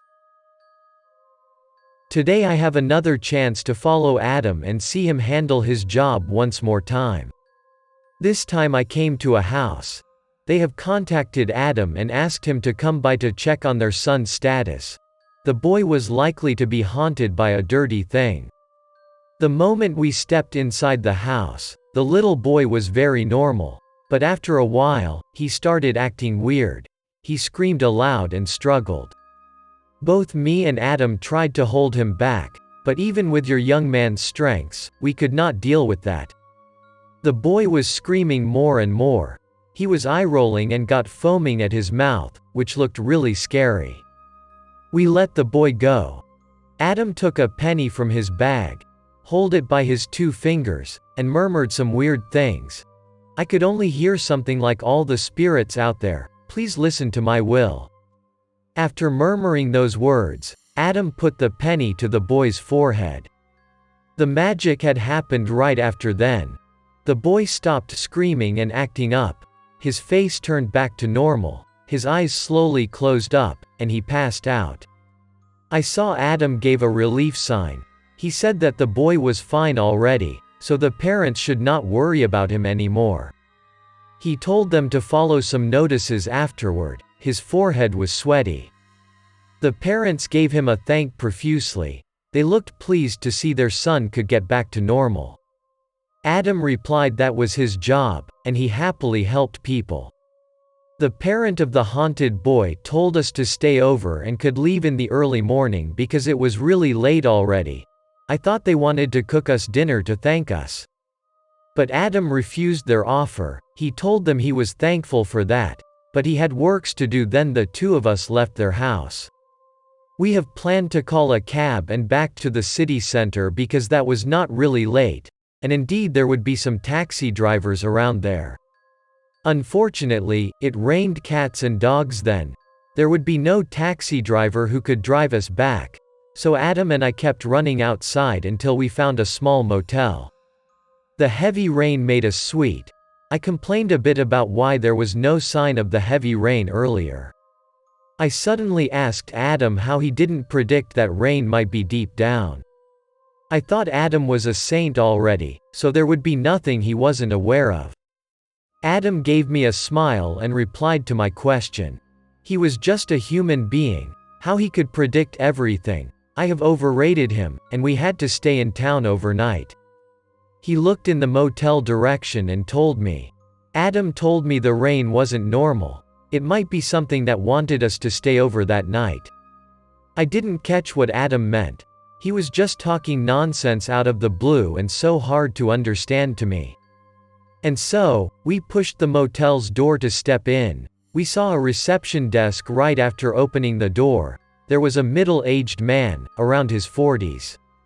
Once he saw us, he stood up with a welcome pose. He might be the motel's owner. He looked really nice. He asked us if we wanted to have a room and stay overnight. I could see his weird standing posture. One shoulder was higher than the other. He might be a physical disability. I replied that we needed a double room. He led the way to our room right then enthusiastically. Suddenly, I heard a baby voice and asked the father if we were their guest. I turned around. He was around 7 years old boy. His legs were like his father's. I wondered if that was Gene's problem? The owner took us to the room. He told us the amenity of his motel on the way. There were snacks and water in every room. We could have them then pay when we check out. After a few more steps, I saw another boy coming. That might be his other boy. He asked his kid why he didn't go to sleep yet at that late. The little boy replied he would hit the sack right then. After the boy passed by me, I saw a bit strange, so I stopped by and watched him. He got a leg disability. His steps were unstable, just like his father and his sibling. I could tell that must have been a genetic problem in that case. I asked the owner a bit about his sons. I thought he was lucky to have both two lovely boys. He told me he got 3 kids in total and asked me was it luck, so it turned out he didn't have 2 but 3 kids and his reaction wasn't normal. Adam saw all of that. He eyed at me. We exchanged our eyes for more than 10 seconds. There must have been something wrong there. The owner took us to the room and told us a bit more about the motel's rule. He also told us to call him if we need anything by the walkie-talkie in the room, then he left. After seeing he left, I got lots of questions to ask Adam. I started to bombard Adam with my concerns. Why did the motel's owner and his 2 boys all have that physical disability? Did his 3rd son get the same problem? Was that a genetic problem? We had concluded that, and it might be the owner didn't feel comfortable talking about that. After chatting a while, I got hungry. I remembered that we all didn't have dinner yet, so I asked Adam if he was hungry. I regretted not accepting Adam's customer's offer to stay over and had dinner with them. I didn't wait for Adam to reply. I saw instant noodles at the reception desk, so I asked Adam to join me in eating noodles. I was going to ask the owner to make us 2 cups of instant noodles. Adam might be starving as well. He didn't reply. We didn't eat anything in the afternoon. Then, I stepped outside. Adam followed me. I asked the owner to make us 2 cups of instant noodles. He willingly boiled water and helped us out. He brought us hot dogs as well. He told us that the hot dogs were his treat so that it would be easier for us to eat with noodles. He was such a nice person. I knew it might be impolite and made the owner uncomfortable, but I wasn't able to hold my curiosity. I asked him if his family had a genetic disease. He understood what I had mentioned right away. He started to tell us about his situation. His family got no genetic disease from the start. But out of the blue, everything started with him. He got the issue with his legs and then his 3 sons as well. Right at the time his sons gave birth, he had tried to come to lots of hospitals to diagnose. But the doctors found nothing and were unable to curve him as well as his sons. When hearing the part, out of the blue, he got that legs issue, Adam and I could point out that was the abnormal point. Right after the owner finished his word, Adam asked him how long he had been in the legs issue. He replied that it was more than 10 years. One day, around 10 years ago, his legs suddenly hurt like hell. He was very painful. After the pain is over, his legs turned to be crippled. His sons had all experienced like him. Adam gave his eyes around the motel. He asked if the motel was his properties, and how long it had been erected. The owner replied that the motel was indeed his property. He had built it around 10 years ago, when he and his sons turned to be crippled. Come to think of it, that was not a coincidence. Adam realized something already. He asked me to get back to the room and take the compass out. I ran out to take the compass. I hurriedly ran to our room, took the compass, and gave him. There must have been something interesting to me to learn. After I gave him the compass, Adam started to use it and walked around the motel. If he was looking for something, I asked him if he had found something wrong. He replied to me that there was something peculiar in the motel. I gazed at the compass in Adam's hands. Once he passed by a corner, the needle inside the compass spun around crazily. Adam stopped by and turned to ask the owner if he got in any trouble when he built the motel up, with the designer or workers there. After hearing Adam's question, the owner surprisingly replied. He told me that he had indeed put up an argument with a worker named Roman back the day. I was also amazed. Adam was likely to know everything then. A worker named Roman was very skillful in the crew, but his personality wasn't good as same as his skills. He was suck and always complained about everything and yelled to the other, like how the other was so slow to respond. In his rural small town, there were not many people, so people were all neighbors. The owner didn't stand for Roman's attitude, so he stood up in front of him. He told him to stop yelling at the others. Just a minor issue, but Roman kept his arrogance and argued with the owner. He yelled at the owner what the owner meant to him. At that time, the owner was a straightforward young man. He didn't think thoughtfully before he talked. He didn't like Roman's attitude, so he criticized Roman in front of the workers' crew. He didn't think of saving Roman's face. Everyone had worked until 6 p.m., but you have disappeared at 4 p.m. How dare you're still able to be here and yelling at people?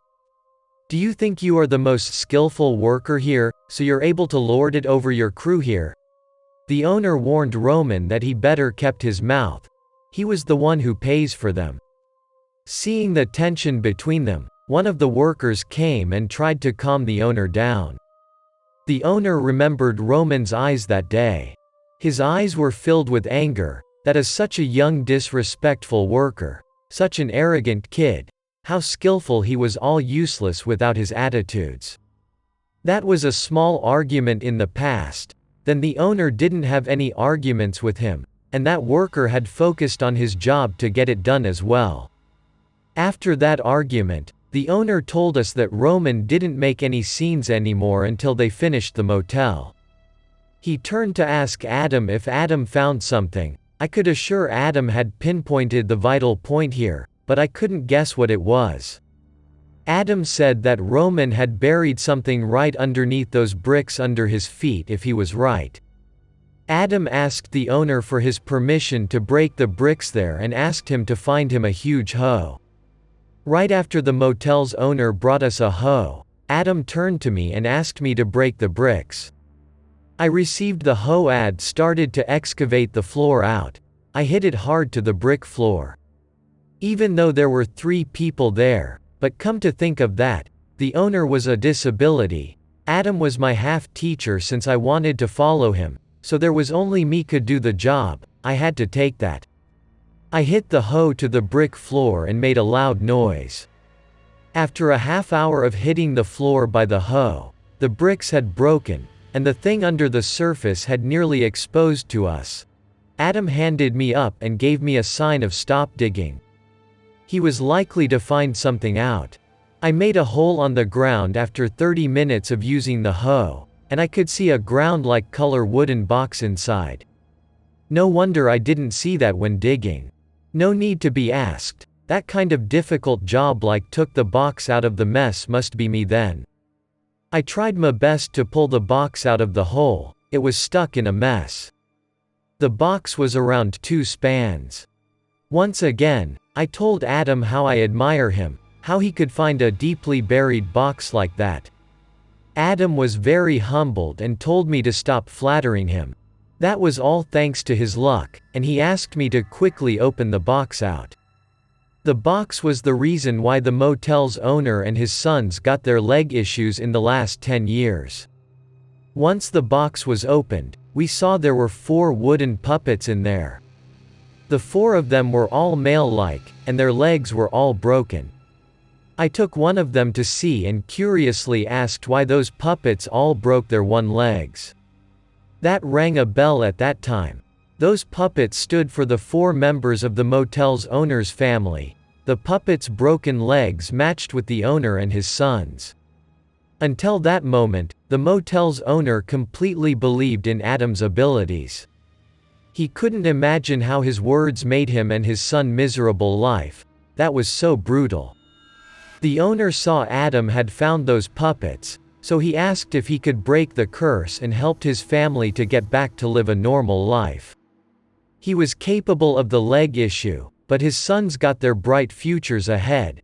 They were all too young to be disabled.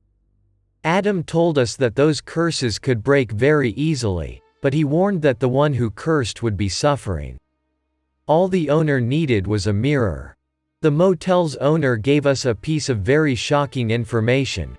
Roman had paid off already. He had a car accident a few years ago and passed away instantly. After hearing about Roman's death, Adam didn't have any hesitation left. He told the owner to quickly find a mirror to help him revert the curse. My job was to put the wooden box back to its position, then covered it with a mirror. Adam took out 4 pennies and put them at 4 corners of the mirror. Adam kept the motel's owner some notices. He comforted the owner that his leg and his son's legs would be recovered after a year and a half.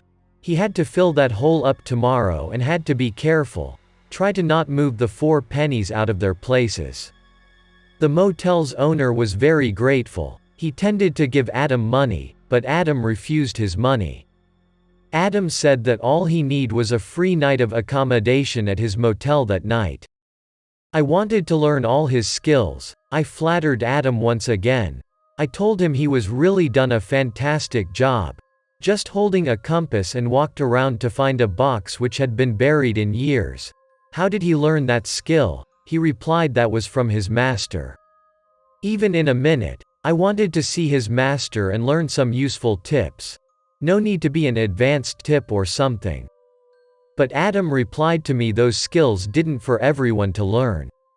He kept refusing to let me know who his master was. Finally, I could make him speak about his master's family name.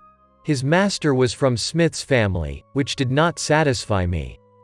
I convinced Adam to let me meet his master. It would be better if I could learn from him and would be able to discuss with Adam about the psychical stuff. I really eagled to learn, but Adam was always cold-hearted, such a good friend. He told me that everything had been destined to what it was already and advised me to turn off the light and go to sleep. I didn't finish, but Adam turned the light off already. I kept repeatedly asking him about his master then until he threatened to beat me.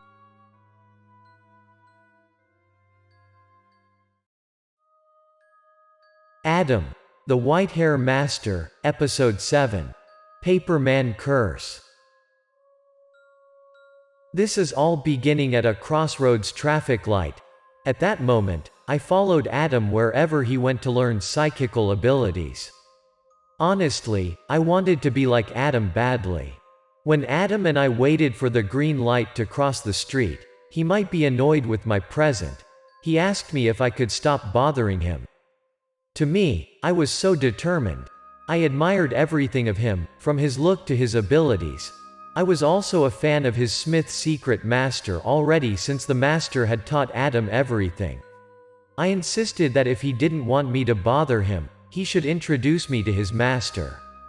I came after Adam day by day, but he always kept his cool. He assured me that his master would no way accept me as his student and advised me to stop all of my hopes there. He added his master was an adamant teacher. Every time we talked about Adam's secret master, I was unable to stop. I kept asking and asking how I could be accepted as his student, why I would be not eligible. Does I have to be naturally gifted like, or great courageous, or able to fight for justice? I just wanted to know, does Adam's master have any special requirements for people to be his students? Or money? People were just like me, unable to guess how Master Smith collects his students. I guess that was money as well, but Adam ignored me. He told me that I better stop trash talking because money won't matter. Finally, Adam replied to me with a weird face, "You must be handsome." He had to be kidding me out. I joined the joke as well. That was my strength already. I was pretty suitable to be your master's next student. How I didn't get elected. But he objected to my opinions and asked me, am I sure about that? Such a good friend. How this psychic dude could tell me that I was not eligible to learn at his master's place. I teased him out as well. How his face could be more handsome than me. I was pretty sure once his master sees me, he would nod his head and agree to have me in his class instantly. He replied as if he was a top handsome guy. Just like a corpse was supposed to be ugly. A psychic had to have a handsome face. You idiot, you think you're handsome enough. I got mad at him after a few jokes, such a nonsense requirement. But I would not stop to ask after his master on our walking way. But then, Adam stopped and turned his head back all of a sudden. I stopped as well and stared at where he was looking. I asked him what happened. It turned out he was looking at a pretty girl passing by. I took the chance to tease him right away. Does he also get interested in a pretty girl? Adam replied to me with his serious voice that there was something following her. Adam must have seen something wrong. I carefully watched the girl from behind. He described that there was a black smoke after the girl. That must have been the bad thing. People called that miasma. I didn't see that miasma anyways. Adam kept staring at the girl and stepped after her then.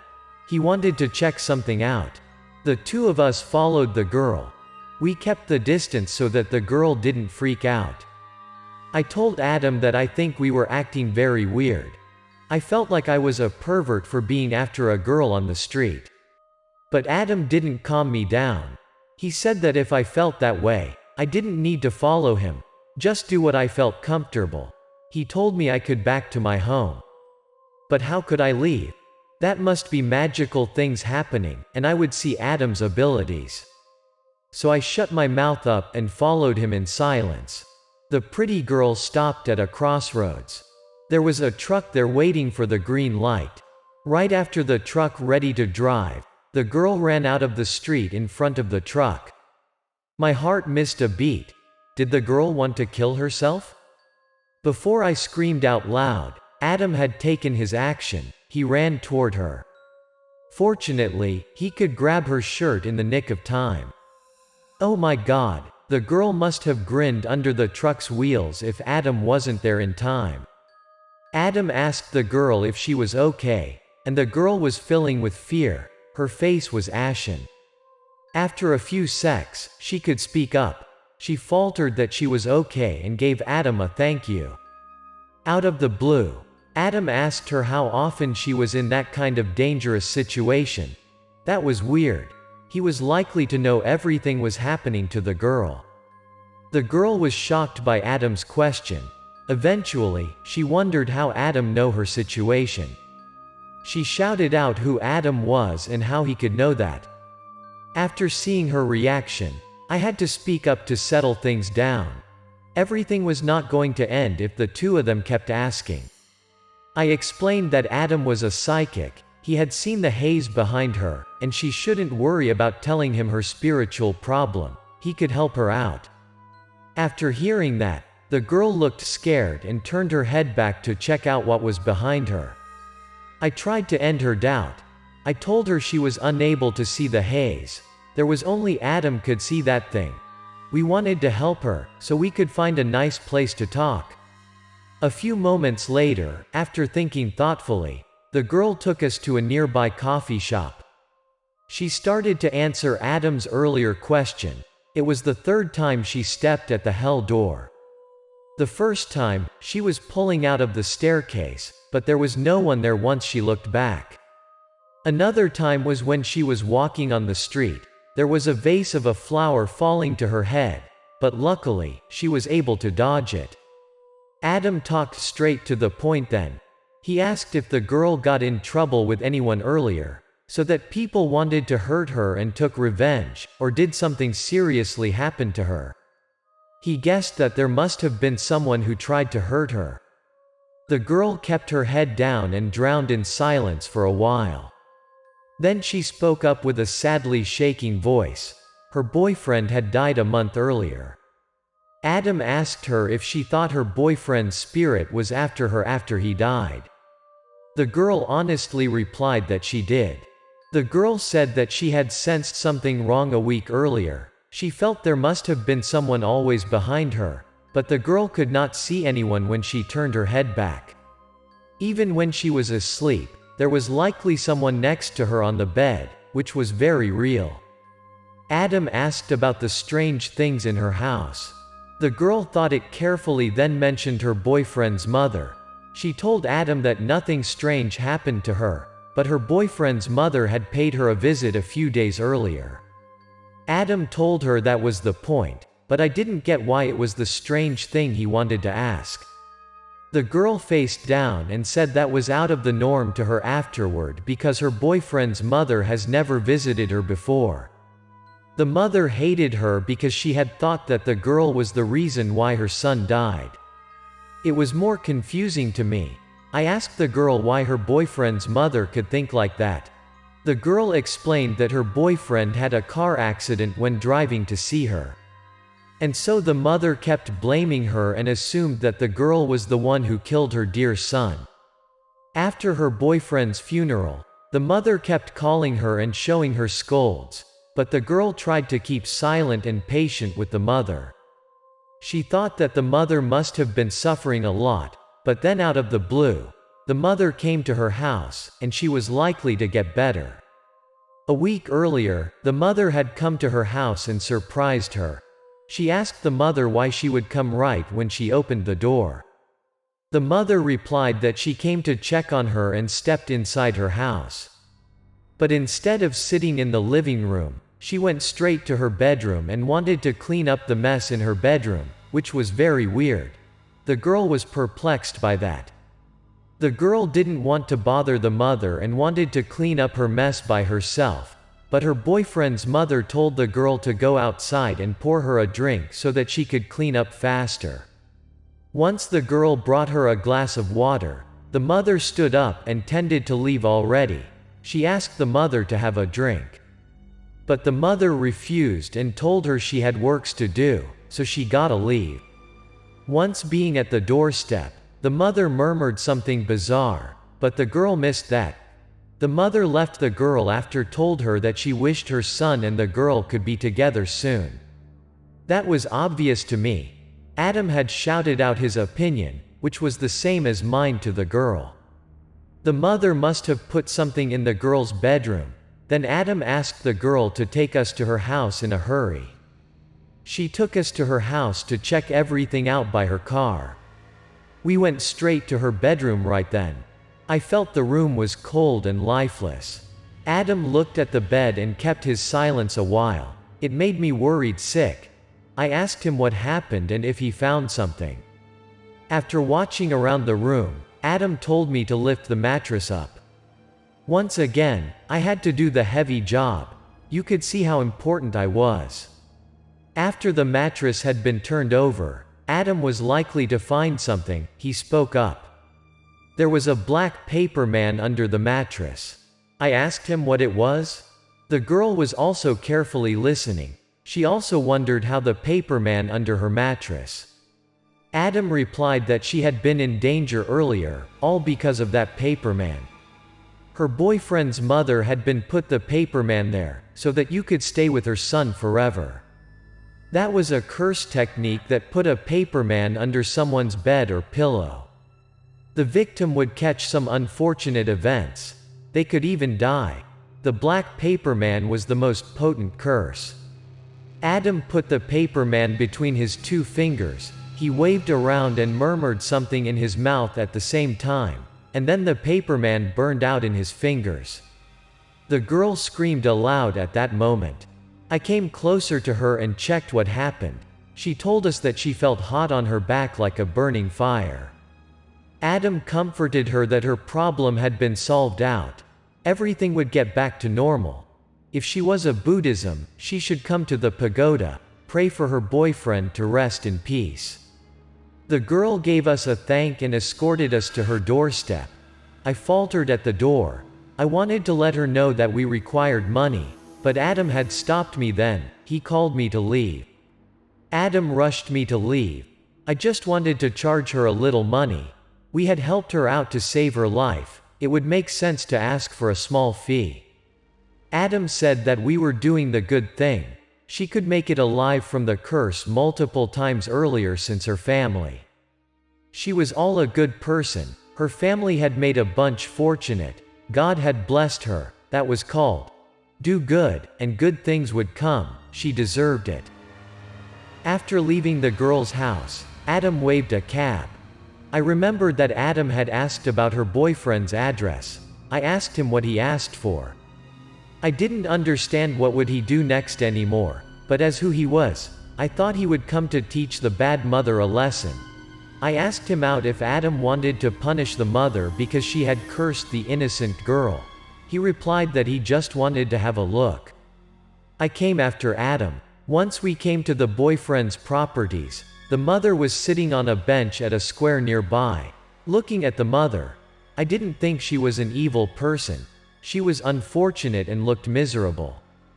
The gray-hair woman sat there all alone. She murmured something of her own. Looked like she had a mental problem. She talked something to her son likely, "My dear son, you don't need to live there alone. Let her come with you. She would be there with you very soon." Seeing that, Adam tended to leave. I asked him why he left, why he didn't come to talk to the mother. I asked him why we came there and just left without a word. Adam replied to me what I wanted him to do next, cold-heartedly. I didn't satisfy his answer, but I trusted Adam. If Adam thought that was not a problem anymore, that would be fine. Do you think that the evil guy should be punished and the good person should have a happy ending? Adam told me there was a lot more to it than meet the eyes. Sometimes, we thought something wrong, but it wasn't totally accurate. We thought something good, but it wasn't as well. There was always gray between black and white. His words got me more confused. I teased him why he talked like an old man. Anyhow, Adam and I had helped another one. The more we helped people, the more I got interested in Adam's unique abilities.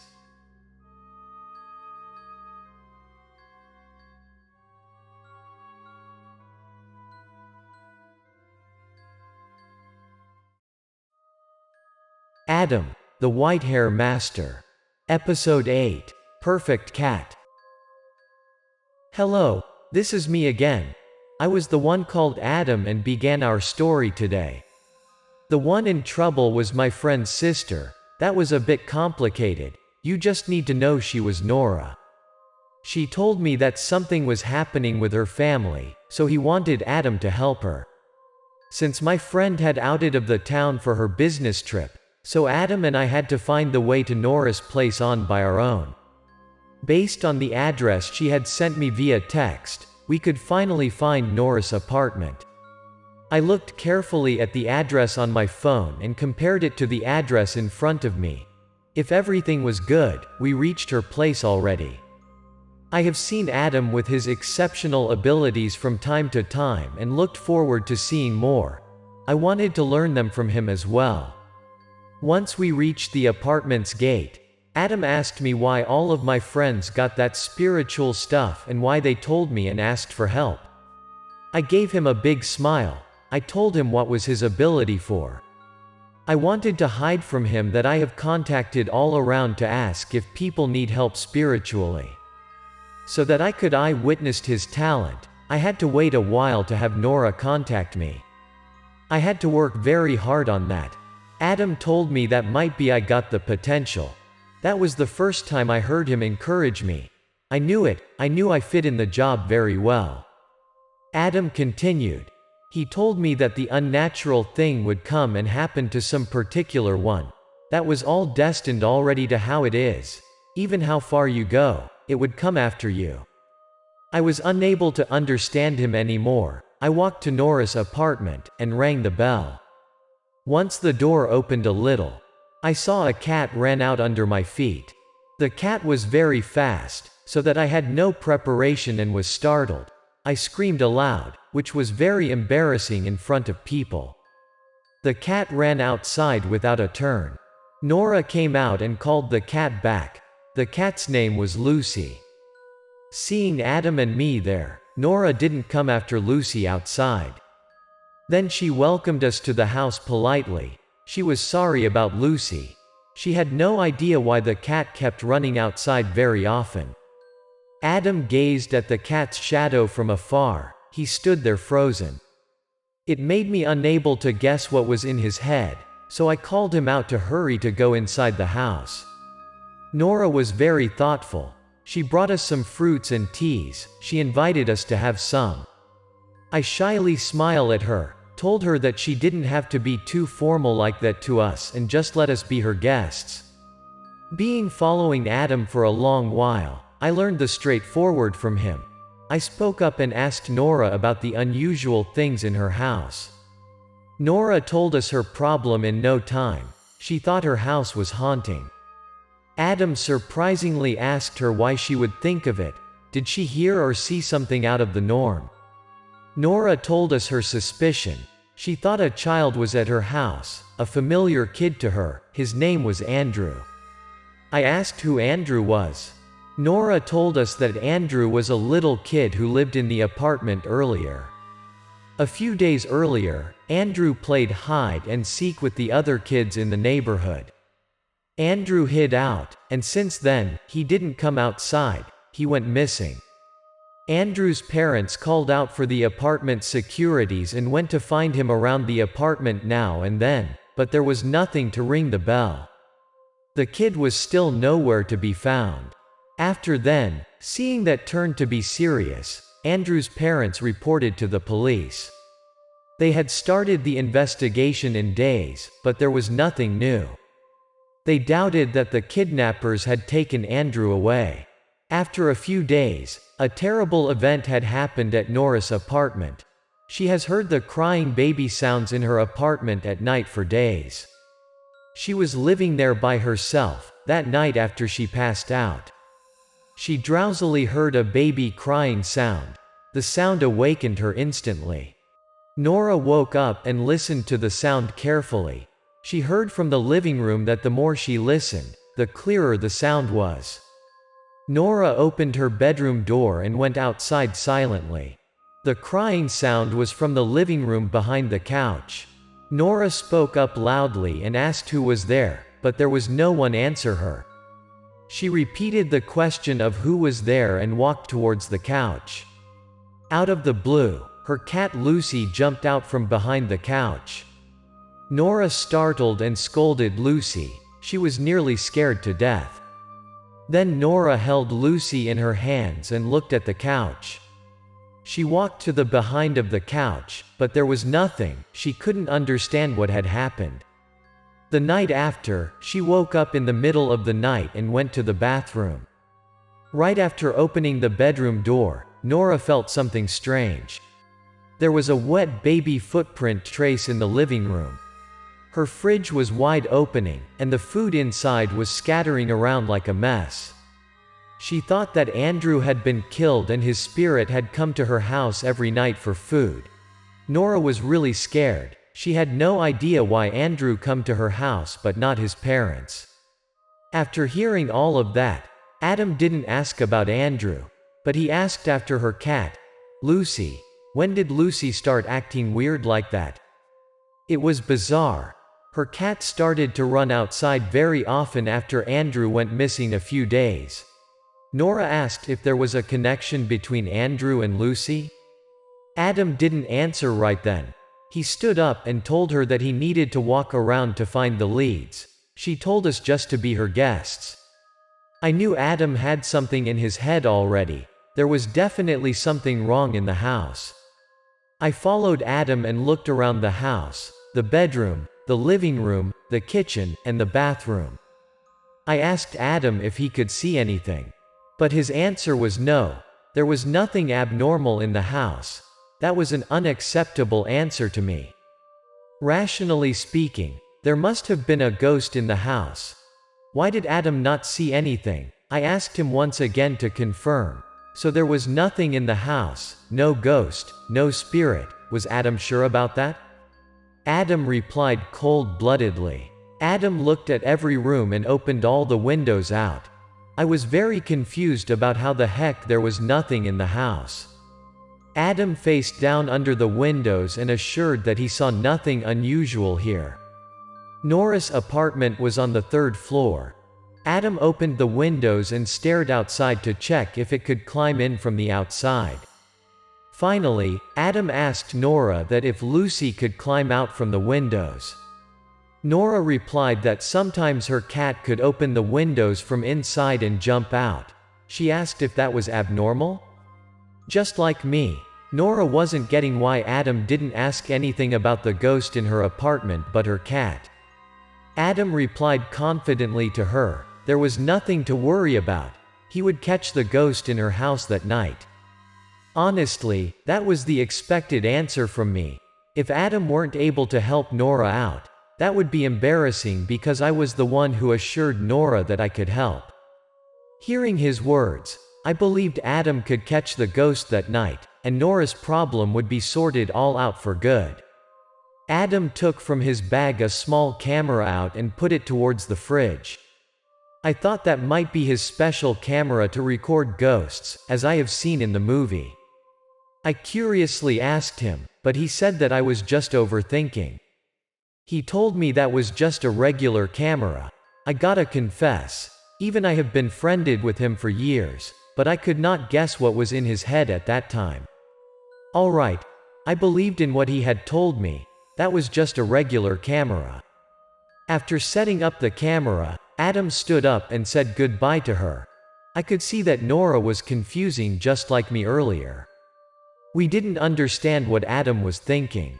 But I pretended to be confident and waved her goodbye as if I knew all of Adam's plan. I tried to comfort her that she shouldn't worry anymore.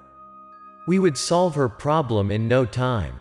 After then, Adam left me when we came to the apartment's yard.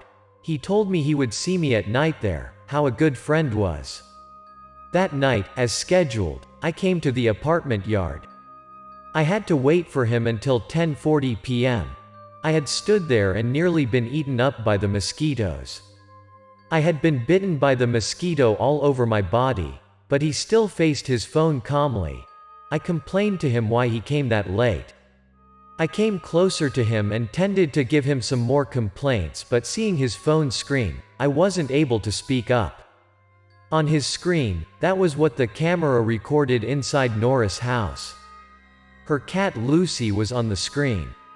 She stepped towards the fridge and slowly opened the door. Lucy took out the food from the fridge. And then she moved out of the camera. She went towards the windows where Adam looked out earlier. Adam turned his screen off and looked towards Nora's windows. It was just in time. I gazed up there as well. I saw Lucy opened the windows and jumped out from the 3rd floor to the nearby air conditioner. From the 3rd floor air conditioner, she jumped to the windows on the 2nd floor. She was moving very fast and agile, as if she had done it a lot of times before. Lucy landed on the ground and jumped towards the wall around the apartment. I observed her movements. I stood there frozen until Adam ran after Lucy and rushed me then. At that moment, I could pull myself together and run after Lucy to the wall. Lucy lightly jumped out of the wall and disappeared. I wasn't able to imagine that Adam decided to jump as well. He put his one leg to a branch at the wall to take a run up. And his body was thrown out the wall as lightly as the cat. I didn't have a gut to jump after them. I tended to climb via the lamp post, but the security guys stopped me then. They asked me what I was doing and why I climbed to the post like that. I explained to the security guys that I was a good guy. I came to help a resident at the apartment chase after a ghost. I insisted to them to believe in me. The more I explained, the more they doubted me. They thought I was a robber and took me to the security's office. They said that I looked like a ghost, and I better tell them the truth at their office. I wasn't able to come after Adam to see what happened next, so I told you the thing I had heard from Adam. He told me that after climbing out of the wall and went after Lucy. He chased after Lucy to construction outside of the apartment. Lucy went to an open area with some broken rocks and walls, messing up on the ground. Adam saw someone's head under the ground via the gap between rocks. He assured that there must be someone inside, so he dialed the police's number instantly. The police came to the open area in no time. After hearing Adam briefly summarized what happened, some of the police officers helped Adam to lift the rock up then. It turned out a forgotten manhole. Andrew and Lucy were under there, but the little boy was passing out. There were a bunch of food bags around him that had been brought there by Lucy. Andrew was brought to the hospital shortly. Regarding me, I could get away from the security office thanks to Nora. So the truth was Lucy coincidentally fell to the sewer through the manhole and saw the little boy there. Andrew had fallen to the manhole while playing hide and seek with his friends. But he wasn't able to get out of the manhole because there was a rock stuck there all of a sudden. The cat had brought food to him every day. After hearing what happened, Nora hugged her cat and shouted out her Lucy was the best. That story was able to end there, but I was still curious. Adam looked at me and could read my mind. He asked me what I wanted to know. Just spit it out to him. I asked him all of my questions instantly. How Lucy could open the fridge and the windows on her own to feed that little boy. How he could know Lucy was capable of that and put a camera in the kitchen. I have never fed a pet. I didn't know how an animal could think and act like a human being. Adam smiled at me and answered that he saw some scratches at the fridge's door, as well as the windows, and he had known that pets could open doors just like a human. I continued my questions. If that was all animals' skills, there was no doubt that Lucy could do that. So what about the baby crying sounds and the baby footprints in Nora's apartment? Adam explained to me scientifically, the crying sounds were from Lucy. She had heard Andrew's cry, so she Lucy'd him. Regarding the baby footprints, that must be Lucy as well. She had put her foot on the water beforehand. Once she stepped on the ground, the water spread out and looked like the baby's footprint. Up to that moment, I got nothing left to ask since everything he explained to me very logical. I have to tell you that our pets are brilliant nowadays. Lucy found Andrew out when she was exploring around the manhole area. On top of that, she brought Andrew food. I had to speak up to Adam. Lucy was a perfect cat. Adam told me that was rational. The cat was the top smart animal and also a very spiritual animal. The cat could see the things people weren't able to. Adam was really a perfect man. He was good at ghost catching, knew kung fu, and understood science very well, which made me envy him. I told Adam that he was a psychic and a scientist in sociology, how he could know all of that. His answer made me more envious. He replied to me that just the basic knowledge which everyone knows. I got pissed off when he didn't teach me anything. I told him that I wanted to learn psychical abilities from him. But Adam kept his cool from time to time even though I tried my best to convince him. Such a brutal world. What a friend for.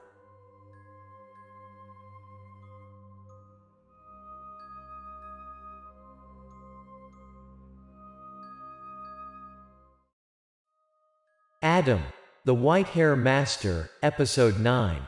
Weird Neck Pain. This all began from my lousy mouth.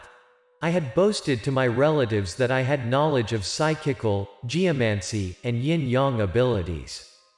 I was able to solve the spiritual cases. I was such a good bragger so that everyone had believed me. Thus, I had to convince Adam to help me out that time. I had promised my relative in my hometown to sort out her problem. If I didn't help them that time, I didn't have a gut to ever come back to my hometown.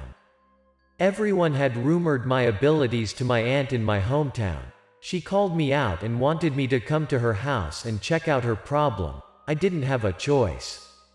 But it was useless. If there was only I agreed to help her, there must have been Adam to tag along, but he was really cold-blooded. He didn't take my situation seriously at all. Adam told me that he had lots of works to do around, so he wasn't able to leave the city that day. But how could I back home in the future if I didn't help one of my relatives out that time? I would have never come to see my aunt later on?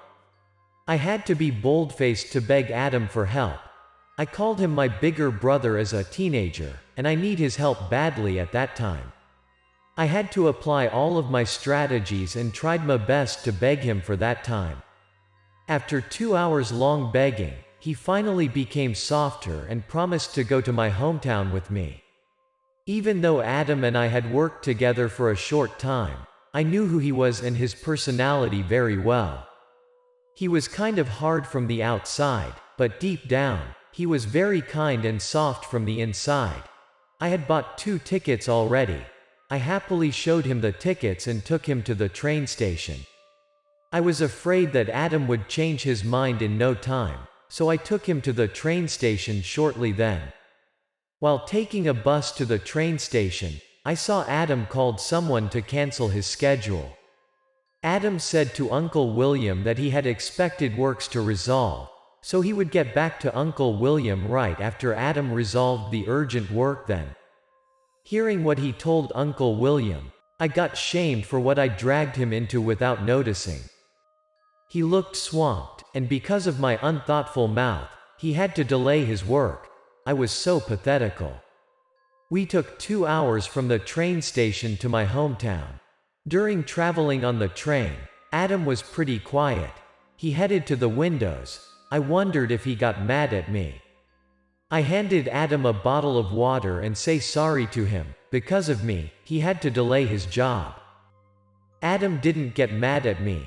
On the opposite, he told me that he could help me, but next time I should schedule first. Do not arbitrarily take him anywhere like that.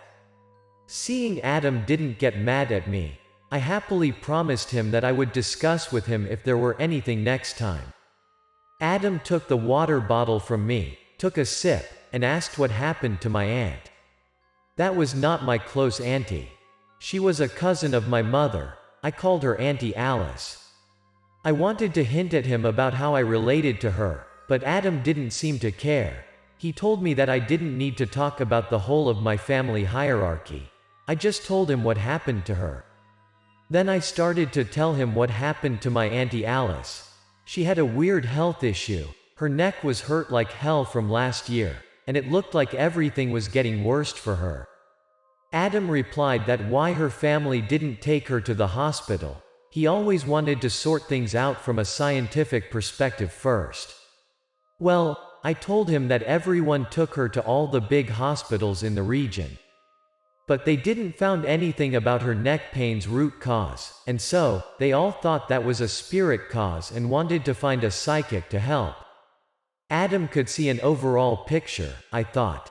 He closed his eyes and wanted to have a snap. He told me to wake him up once we reach my auntie's place. So I didn't want to bother him anymore. I also passed out on the train. We had a good sleep until the train officer called us out to tell us that we reached our destination. Adam and I hurriedly got out of the train.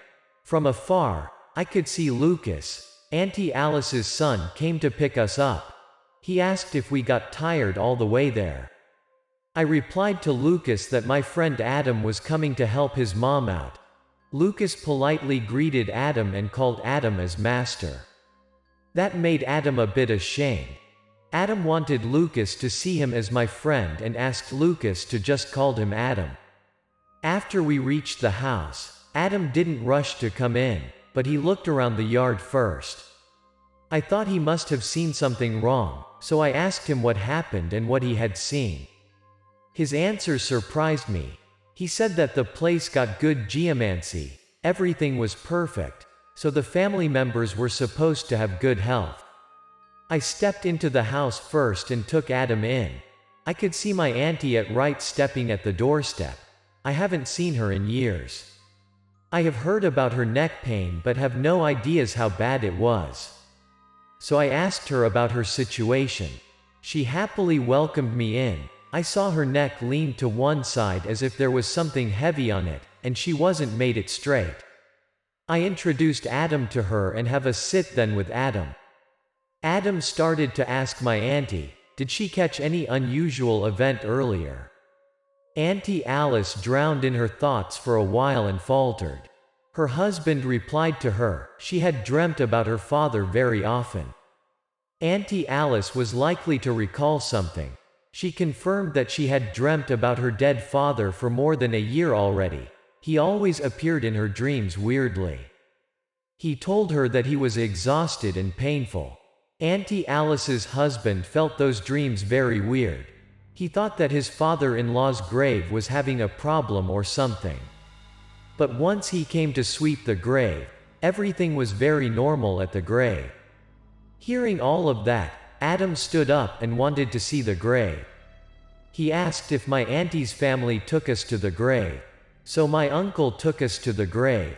That place was a traditional graveyard. Dead people had been buried there. There were just some tiny bushes around the graveyard. My uncle took us to his father-in-law's grave.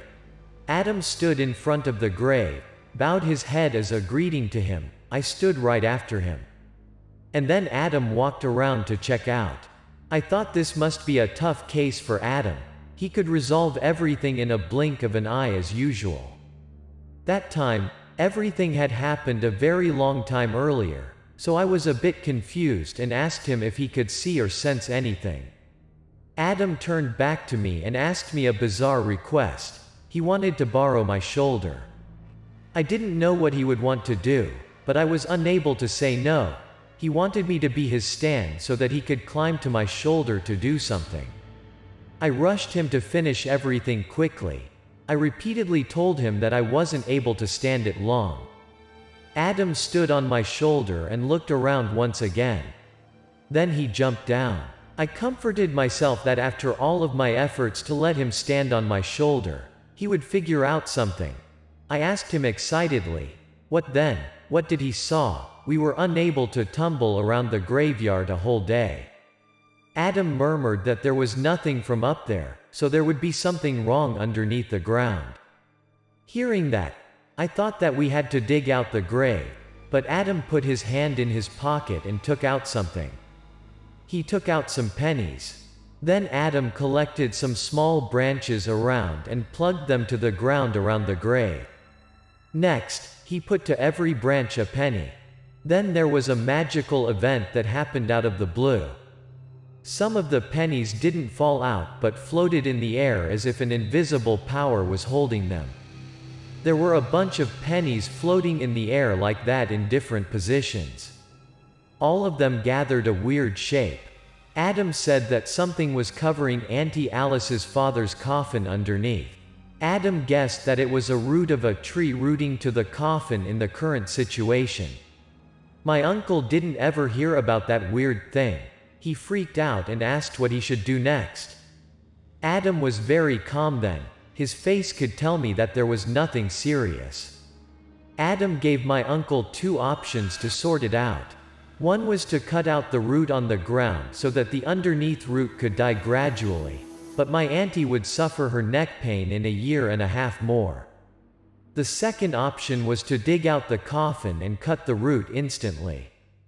After hearing Adam's solution, my uncle didn't give the decision yet. He got a bit confused and didn't know which one he should choose, or he didn't completely trust Adam. I rushed him to decide. I thought he should choose the second one because my auntie could wait in a year and a half to recover. She gotta die to break her neck before then. Finally, he decided to discuss with his wife's family to dig out the coffin and cut off the root underneath then. That day, everything had been processed shortly by my auntie family. People erected tents at the graveyard and dig out the coffin at the good time as Adam suggested. They had dug the coffin out shortly, but once the coffin took out, they all were amazed that there was something there covering the coffin. Adam was right. There was a huge tough root rooting on top of the coffin. It was like a huge angrily anaconda curling on top of the coffin. The coffin was under heavy root for a year and a half already, so it got a sign of cracks. Everyone who saw that was very surprised and scared. They asked Adam what they should do next, how they could sort it out. Adam instructed them to cut that root out using a hammer or a clean handsaw, then poured some mortar on top. Adam told them that they should take his instructions step by step. Just a miss was as good as a mile. He carefully reminded them they shouldn't miss any step then. They had to cut the root out, dry it under the sun, burn it out in a quiet place, and don't use it for cooking anything. We didn't wait for my uncle and my auntie's family to finish those stuff. Adam and I had taken the last bus back to the city. After then, my auntie's neck got back to normal instantly. She called me and sent a thank to Adam as well when we were on the bus. I was pleased to hear that she could recover well afterward. I told her to take good care of her health. I turned to Adam and told him the good news. That was magical. My auntie's neck had been recovered already. But opposite to me, Adam replied to me very cold-blooded. He said that my auntie's family didn't have to find him for help in that kind of situation. That was just a piece of cake and could dispel by any of the local psychics in the town. I tried to convince Adam that he should teach me some lessons about that kind of case, so that I could handle it all by myself later on and he didn't have to take part in it. As a result, I made a horrible noise. Adam turned his back on me and went to sleep. I was scolded by a man from the front seat. He asked me to stop talking. I had to slow down my voice, or else the angry man would be beaten a shit out of me. He looked like a gangster who was very much taller than me and out of temper. However, I still whispered to Adam's ears to teach me some useful tips to use in the future. I have no ideas how the angry man could still hear me. He yelled at me another time to stop talking so that people on the bus could take a good rest then. He threatened me he would beat me up.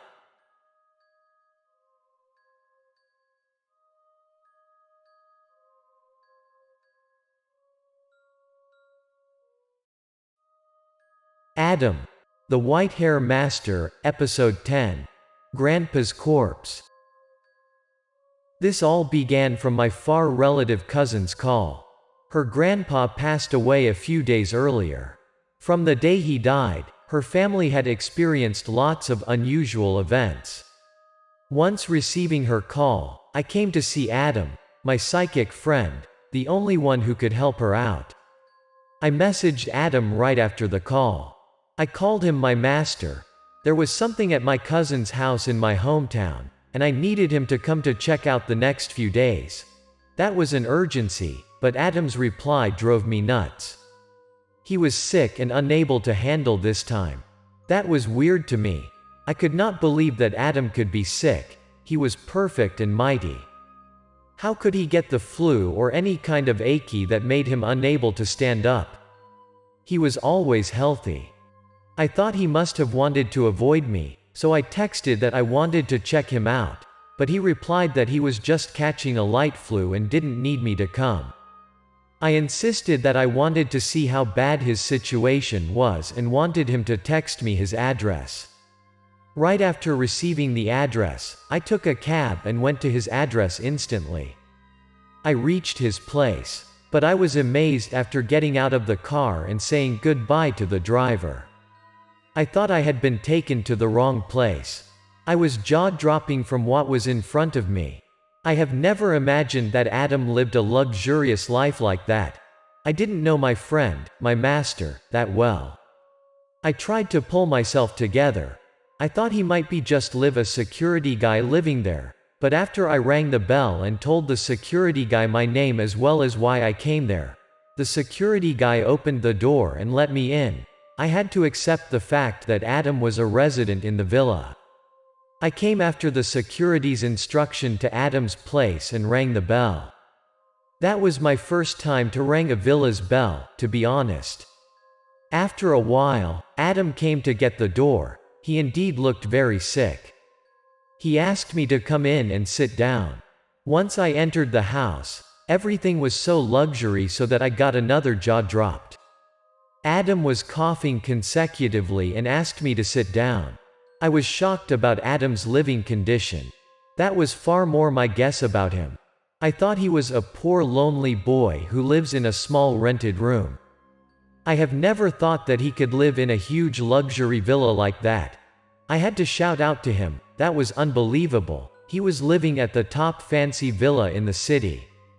Adam asked me to sit to his fancy cough and calm down first, then slowly told him what happened to my cousin's family, which I nearly forgot about at that moment. So I sat down and told him about my cousin's situation. Her grandpa has passed away a few days, and then her house had been haunted likely. Adam was confused and told me that he was sorry that he wasn't able to come with me. He was afraid that he could not recover well even in the next 2 or 3 days. He was in a terrible condition. That spiritual stuff needs a spirit of a healthy living man to sort out. It turned out very difficult for me because I have promised my cousin, and who knows what would happen to her family if she received no help. I told Adam that her situation was running badly. Her family needed his help badly. Adam could see my unstoppable will and determination. He took out a card under the table and gave me. He told me to come to see Jackson, Jackson's grave, clothes store owner, and assured me that guy could help me out. I looked at the card he gave me in the hands, got a bit shivered. What a grave clothes store, there was Jackson in the card as the store owner. Once I heard the name Jackson, I doubted his abilities. I told Adam that if he was sure that Jackson could help my cousin. I didn't feel that he was a good psychic once I heard his name. But Adam told me that I should not worry. Jackson was a very excellent psychic, was way better than him. Adam told me that he needed sleep badly. I better left his villa and came to see Jackson then. Everything was very fast then. I still didn't catch the whole thing. But Adam had escorted me to his door and asked me to leave. Before I left, he gave me a penny and told me to keep it. I thought he was worried about me for not having enough pennies to take a bus. I told him that I could take a cab there. But he explained that penny set aside once I saw Jackson. He told me to give Jackson later then. I held the small penny on my palm. At that moment, I thought Adam was rich and how he gifted his colleagues a little penny. How stingy he was. But then, I realized that was merely a childish thought. I left his luxury villa area and took a cab to the Jackson store. I was very curious about Jackson the whole way. It looked like Adam very respected him. Jackson was a hilarious name and not like the kinda name of a responsible man. The taxi turned to a road. I could realize that I came very close to the city crematory. I went out of the taxi and found the store, as the written address in the card. From the outside, the store looked small, and nothing special I could tell. I could see the simple sign right there. I pushed the door and stepped inside, but there was no one there. I had to speak up. Is there anyone in the house? Is there Jackson inside? I went along the store. There was no light on in the store, just some through the gaps of the doors, which made the store got a weird dark vibe. There were a bunch of paper mannequins in different sizes, ages, and clothes. Those mannequins looked livingly, but they got no eyes, so I got a bit scared and annoyed. I looked at those mannequins and murmured why they got no eyes. What were the purposes of that? It's so weird, but out of the blue, there was a reply from behind. They would have eyes when they were in use. I was startled and turned back to see the one who was talking. I told Jackson what I came there for. I was looking for him, and he introduced me that he was Jackson. Initially, when I heard Jackson's name, I thought he must be an old man, but in front of me, that was a young and handsome man there, even though he got a long thin scar on his face. As Adam told me, I took the penny from my pocket out and gave the young man. I told him that Adam referred him to me and that I was Adam's friend. Jackson looked at the penny. Then, he murmured something bizarre, as if he talked to me, with the same first language as mine, but to be honest, I didn't get what he was talking about. That might be some secret psychical signs. Seeing my dumb face, Jackson furrowed his eyebrows. Then, disappointedly, he confirmed that if I came from the Yellow Point? I didn't understand what he was mentioning, so I shouted out to him I didn't get it. But he didn't answer. He sat on the chair and made a frame of the paper mannequin. He didn't give an eye on me, just stared at the bamboo stick in his hands. Anyhow, he spoke up to me. He told me that I shouldn't worry. Just sat down and told him what my concerns were and what happened. I took a chair nearby and sat next to him. I started to tell him what my cousin told me earlier through the phone. She was my cousin and married a faraway husband. Her grandpa had passed away a few days, so at our traditional funeral in my hometown, her family had to put her grandpa's coffin in the house for memorial a few days before they brand him to burial. My cousin was his favorite granddaughter. She had been raised by her grandpa because her parents' workplace was very far from the house. They weren't by her side when she was a child, so she was very close to him, and she had to take care of her grandpa's funeral. Fortunately, her grandpa got some close friend, Robert, who was reliable and helped my cousin out at the funeral. After days of busy works at the funeral, that particular night, my cousin was very depressed and tired. She dragged herself to the bed and passed out, despite her grandpa's coffin out there, and no one looked after her. After a few moments, she was frightened and woke up because she heard a loud noise out of the windows as if someone was jumping out there. She quickly came up close to the windows and asked who was that, and she startled when seeing a man standing outside the windows.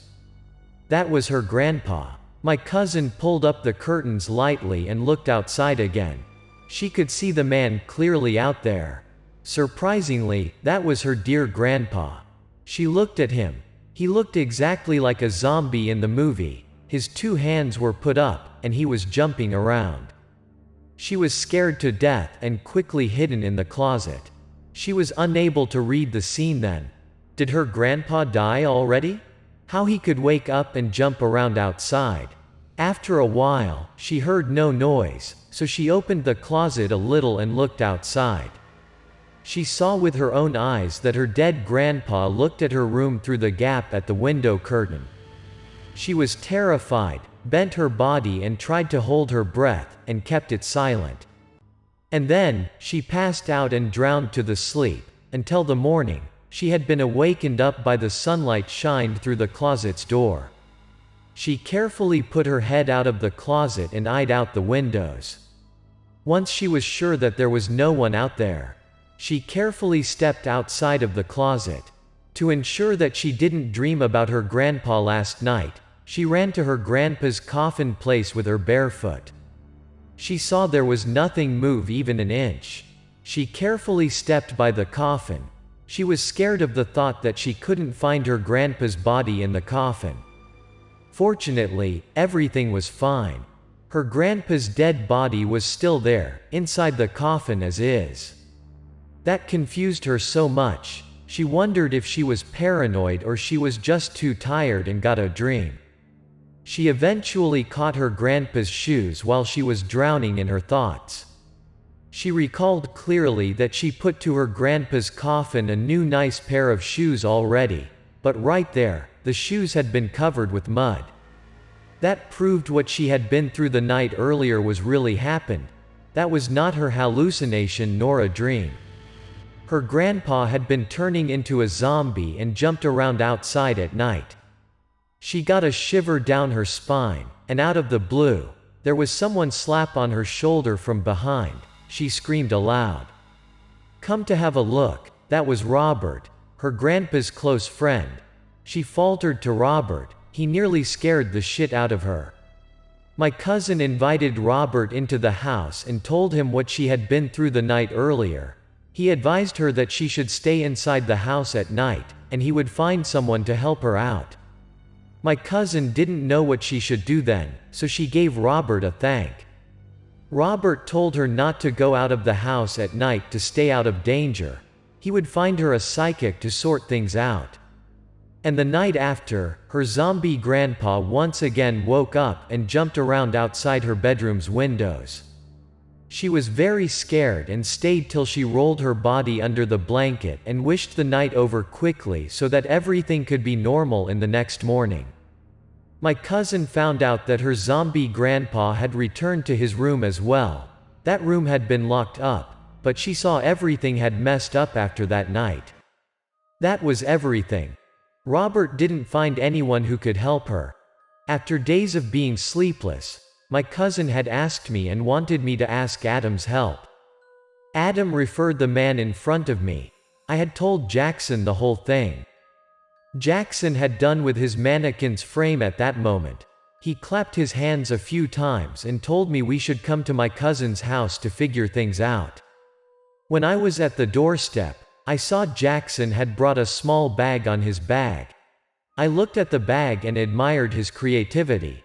The bag was like a small coffin. Jackson told me to be quick. Jackson was a busy man, so he suggested saving time, and the fastest way was driving there by his car. I agreed in no time. At the parking slot, seeing an old car, I thought that we weren't able to save any time with that car. But it turned out I misjudged him. The old car wasn't his car, but the fancy red car behind. I got another jaw-dropping. In the first 20 minutes in the car with him, I just focused on his supercar. I asked Jackson all about the car. How much was it? How about the performance? Because the car was like my dream to have one. But then I remembered the point and asked Jackson's ideas about my cousin's case. How we could trick and catch the zombie, my cousin's grandpa's corpse. Jackson gave me a light smile. He told me he didn't think that was a corpse. Jackson told me that my cousin's grandpa wasn't a corpse, which made me so surprised. I had heard she described that her grandpa had jumped around like a zombie in the movie. I asked him that what could my granduncle be. Jackson gave me a light sign. He looked drowned in his memories. He told me my cousin's case recalled him a cult called Door Thief, but that cult had been disappeared already. I didn't understand what he was talking about, so I asked him what relation with a cult there. I wanted to ask him out, but he wanted to stop talking. He replied that he might overthink and had talked to me too much. I didn't have to hear those stuff. To be honest, Jackson's supercar was really cool. It just took us 2 hours to reach my cousin's place. Everyone in the town came out to see the car in admiration. It might be that was their first time seeing a supercar like that. I had heard they have discussed the car. They thought we came to visit my cousin's house at the funeral, and we looked rich. My cousin's granduncle was old, so he could know some wealthy people, obviously. I took Jackson to my cousin's house. I introduced her to Jackson. Jackson was very cold-blooded. He didn't even look at my cousin, but he eyed around the house while he was saying hi to her. He asked her to take him to the funeral house in no time. Jackson and I followed my cousin's lead to the funeral house, where my granduncle's body was placed. We didn't relate that close, but we had a great time in the past. My cousin's granduncle was very nice to me. I had to bowl my head, face down in front of him, and told him that I came to see him the last time. When I bowled my head, I was shocked once seeing my granduncle in the coffin. He was very thin, but at that moment, he was likely to bow in his cheek weirdly. It looked like Jackson had recognized something, but he didn't tell me. He gave a light smile that was so much like Adam when he found out something. After leaving the funeral lobby, Jackson turned to my cousin and asked her to take him to my granduncle's room. She replied a yes and led the way then. She took us to her grandpa's room. Jackson stopped by the doorsteps. He held the door's lock in his hands, carefully looked at it, then stepped inside the room. My granduncle was a farmer, but there were many picture and calligraphy paintings in his room, antiques around. His room was like a gallery. I heard that he had traded those things when he was alive. Jackson looked at that valuable stuff on the shelves, then asked my cousin why her grandpa got those antiques and what he did for a living in the past. I could understand him at that moment, how a farmer could collect that much valuable stuff. I used to hear my granduncle told me that those antiques were all fake. He had been too passionate to collect antiques as a poor farmer, so collecting fake antiques was his hobby. Jackson looked around one more time, then requested us to set up a meal. He was hungry and would like to grab a bite to eat. Everything would be sorted out that night. I felt that Jackson had an answer already, just like Adam once he got an idea about the case. Then my cousin made us a feast.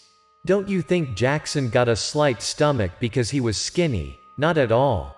He ate like a horse and looked very happy with the big meal. After having a feast, Jackson asked my cousin to stay in the room that night, whether she heard or saw anything. After then, Jackson asked me to come after him to the funeral house. Even though my granduncle was lying in the coffin, but once looking at him, I got anxious and a bit frightened.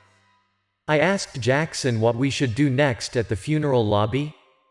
Jackson came closer to the paper mannequin at the funeral lobby, then put his bag to the ground, which looked like a tiny coffin but full of tools. I saw there were all kinda knives, pencils, markers, colored pens, along with papers, pastes. They have put in there like a set of treasures. He took out some of the tools and asked me to tear the paper mannequin's face. Since I came after Adam, I always believed everything had a spirit. Even that was just a dummy. I believed there were soul and feeling inside him. I came to the male mannequin, bowled my head, and gave a sorry to the dummy. I was really sorry to tear his face out. I saw Jackson was making a kinda glue. Then he put the glue mixture to the face of the mannequin. Just in a blink of an eye, he made another face for the mannequin. The face, skin, nose, and mouth of the paper mannequin gradually showed up under Jackson's hands. After a few draws, the paper mannequin was livingly like a real man and better lots of times than before. After finishing his mannequin's face painting, Jackson gave the paperman's head a red dot in the middle. He turned to me and told me to hide out and wait for the magical things to happen. In my cousin's room, we covered ourselves behind the windows and looked out the yard. I didn't catch it. I asked Jackson to tell me what was going on. Jackson simply answered me that we were waiting for the old man to come out. The more he told me, the more I was getting confused. The old man who? Before he could explain, I saw someone push the door and stepped into the yard. Jackson gave me a sign that the old man had come so that we hid behind the windows hurriedly. I looked out the yard and saw someone come. I had no idea how the man could open the front door and entered the yard. Once I could examine his face clearly, I was surprised that Robert, my granduncle's old good friend, had been very close and together researched about antiques and religions. Robert put a box in the yard and silently came into the house. My granduncle's mate knelt down at the doorstep and started to unlock the door. That was the first time I could see a skillful unlock door as a professional. In no time, he could unlock the door and stepped into the house. I was unable to stand there and stop my mad. It turned out Robert was the one behind everything. They were friends with each other for years. How could the old man play the ghost game with us? I tended to go outside and catch the old man in evidence, but then I saw the box he had put in the middle of the yard started to move. There was something inside the box, and it wanted to go out. I was still confused. Then I heard a funeral house's door started sounding weird. Two hands were reaching out, and the zombie stepped outside. That was my granduncle. He stepped outside of the funeral house as a zombie. He was standing on his toes. He extended his arms and legs, jumped ahead strongly. I was really shocked then. My granduncle had jumped towards my cousin's windows, but in opposite to me, Jackson was really calmed as if everything was in his plan. Jackson took a marker out, put it on his forehead, and lightly nodded his head. There was a red dot in front of his forehead afterward. Then Jackson came to the corner of the room and moved his legs lightly as if he was walking on the spot. I wondered who that guy in front of me was and what he was going to do. Then I saw the paper mannequin in the funeral lobby started to walk just exactly like him. It turned out Jackson was controlling the paper mannequin. The facial expression on the face of the mannequin was really scary and annoying to me. The paperman walked to my granduncle's room, where Robert, the old man, was. Once Jackson controlled the paper mannequin stepped into the room.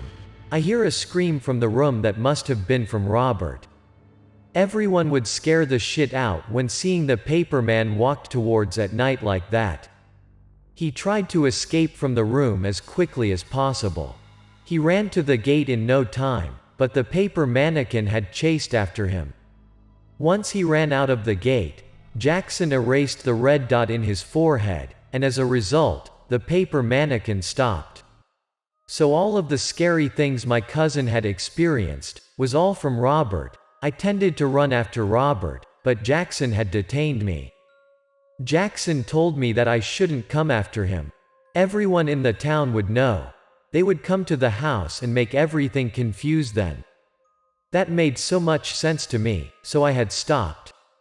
We left the room and saw my granduncle was jumping on the ground. From this to another side of the windows. I worried asked Jackson, was there no way back for my granduncle? Was he going to be a zombie? Later on, he would jump around and bite us as what I had seen in the movie. Jackson requested me to open the box which Robert had put on the ground earlier. I had no idea what was inside the box, but I shyly opened the box out. It turned out just a sharp needle was put on the top head of a toad. The weird point was the toad got white eyeballs and pop-eyed. The silver needle in the head must have poison. Jackson told me that I had to pull out the needle. I took the silver needle out, and out of the blue, the toad's eyes got back to normal. At that moment, my granduncle had faced up and vomited water out. He fell to the ground and got back to a normal corpse. Jackson and I ran toward my granduncle, took him up. I saw Jackson took another silver needle from his head out. Once the silver needle had been pulled out, another toad from my granduncle's mouth had jumped out, which boiled my stomach and my throat up. I nearly got vomited there. Jackson took my granduncle up and told me everything was fine. He could be brought back to the coffin, and his funeral could be continuing then as usual. After letting my granduncle's dead body back inside the coffin, I was unable to hide my curiosity. So I asked Jackson what the truth was behind everything. His answer to me was like what I had read in the novel. I wouldn't believe it if I didn't eyewitness it. There was really a cult called Door Thief. They had been mainly involved in the robbery.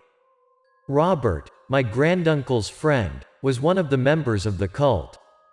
He used some magical tricks and made my granduncle move to distract my cousin's attention and easily took his action to steal the antiques. Jackson added that he thought that the cult had been disbanded a long time ago, but he had no idea how a member could be there. He asked me to call my cousin out. I have seen there was a little excitement in his voice. Jackson gathered us to my granduncle's gallery in the bedroom. I wondered what the old man Robert looked for in my granduncle gallery there. As my granduncle's words, they were all fake. But Jackson reassured me that they were all authentic antiques, which made me really surprised. That was unbelievable if the whole antiques there were real, so those must value a fortune. My granduncle was a typical farmer dedicated to his job his whole life. How he could buy that precious stuff? I shouted out, that was no way, how my granduncle had that much money to buy those ancient antiques. But Jackson gave me a proper explanation. I just knew him as a farmer when I was growing up already. I didn't know what he did for a living in the past when I was a child. I heard that he usually went somewhere to make a living, just sometimes at home. So he must have been in the Door Thief cult as well. So my granduncle and Robert had joined the same cult and became friends. I could understand the whole thing then, but how Robert didn't take anything from the room after those days like that? He probably wanted to find something more valuable. I asked Jackson what he thought about that. What was more valuable than those antiques and made Robert had to make up a big plan like that? Jackson didn't answer me. He turned to my cousin and asked her if my granduncle gifted her anything before he died. As Jackson's guess, my granduncle indeed gifted my cousin one thing. But as our traditional rule, she couldn't wear any jewelry during the funeral, so she had stored it out. Nevertheless, she told us her grandpa had given her a pendant as her dowry. She disappeared from the room and got back with the pendant. That was a wooden pendant. Looked like a petal. At first glance, that was not a valuable pendant at all. Jackson took out the wooden pendant and walked around the room to compare it with each antique. Finally, he stopped at a wooden cabinet. The wooden material was alike with the texture in the cabinet. However, a flower in the cabinet was missing a petal, and the pendant was the missing piece there. Jackson put the pendant to finish the puzzle and pushed. There was a click sound. The wooden pendant was the key to open the secret shelf with a box there. Jackson took out the wooden box from the secret shelf. He opened to the box told us that the thing in the box was very valuable. I stared at it and shouted out that was the most valuable that my granduncle gifted my cousin as a dowry. There was a small calculator in the box made from bloody marble and a little bit of red. With my amateur eyes, I could see that was very precious and must cost a fortune. But, no doubts, he hidden it in a secret place like that. Jackson spoke up that his job was done. He was afraid that my cousin could not keep that precious dowry. She better turned it into the government to stay away from danger later on. Jackson handed the marble calculator to my cousin, then said goodbye and left. I hurriedly ran after him outside, just turned to my cousin to ask her to follow Jackson's advice. It would help her stay away from troubles. I would call her once I got home. On the way, I was really regretful that I left my cousin there and got in Jackson's car. Because he asked me to pay the bill. I was playing dumb with him for a sec. I thought Adam's penny had paid the bill already and asked him did the penny had a spiritual meaning behind it? I didn't think that kind of situation could happen. Jackson raised his voice to me. The penny stood for 100,000. At that moment, everything was clear to me. I could understand how Jackson and Adam could have a supercar and a super villa. I objected to Jackson 2000. That would be no way, he was robbing me. Jackson replied that he was using his abilities to make money. How could I shout out he was a robber? Afterward, my cousin had handed the bloody marble calculator to the government. I heard about a missing national treasure at Carroll Museum years earlier, and the case didn't solve yet. Regarding how my cousin got it and if my granduncle bought or was involved in the case, no one asked after. There was only me who had to suffer because Jackson had asked me for payment.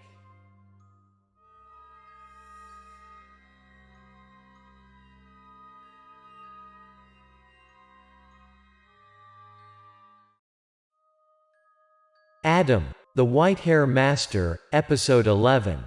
Golden Ghost Boy. That day, Adam and I came to a house. You might make the right guess. This case was also from me. I had received and dragged Adam out. But this was different from the last time I had asked him before I received the case. Adam had spoken to me with his tired voice. Was this time my relatives or cousin problems? I replied that was my mother's coworker's daughter. How a complicated relationship we were. We could call her Amelia. Amelia was a single mom. She lived with her little son. I gotta stop here. We should not talk much about the other's family stuff. That was none of our business. Amelia has experienced some unusual events earlier in her house. I told Amelia that she better told us everything in detail so that he could find the lead. As Amelia told us, she just moved to the house for more than a week. That was a pretty spacious house for her family, which got 2 bedrooms and a living room. Her son was named Anan. He was 5 and outgoing, active, and very well behaved. Amelia recalled the first time she came to see the house with her son. The landlord welcomed them very friendly. The rental fee was very much reasonable for her at that time and much cheaper than lots of similar houses out there. The landlord said that the house was really fit her and her son. Come to think of the rental discount, that was weird. The landlord had a very good deal for renters who had kids. That house wasn't for someone who had no kids. So Amelia simply ended up with a conclusion that just because the landlord was a child lover. Moreover, the position of the house was very convenient. Adult to work, kid to school. Supermarkets were very nearby. Everything that Amelia was looking for, that place got it all. A really convenient place for her. The landlord called her to come and opened the playroom for her to see. The house had a kid playground. There were swings, slides, toy models such as Care, Building. Those things were so interested in Logan, her little son. The boy was over cloud 9. Jumped right into the room to play with. She reminded her son to be careful. And how a child could stay till once seeing the playroom in the house. The landlord was so thoughtful, she thought. The landlord lightly told her that she could let the boy play as he wanted. And the house was indeed for her. She should rent it, and her son would play the whole day with those toys. And then he led the way and showed her the bedrooms. While her son ran to the playroom by himself. Amelia looked around the house. Everything was fine, from the living room to the bedroom.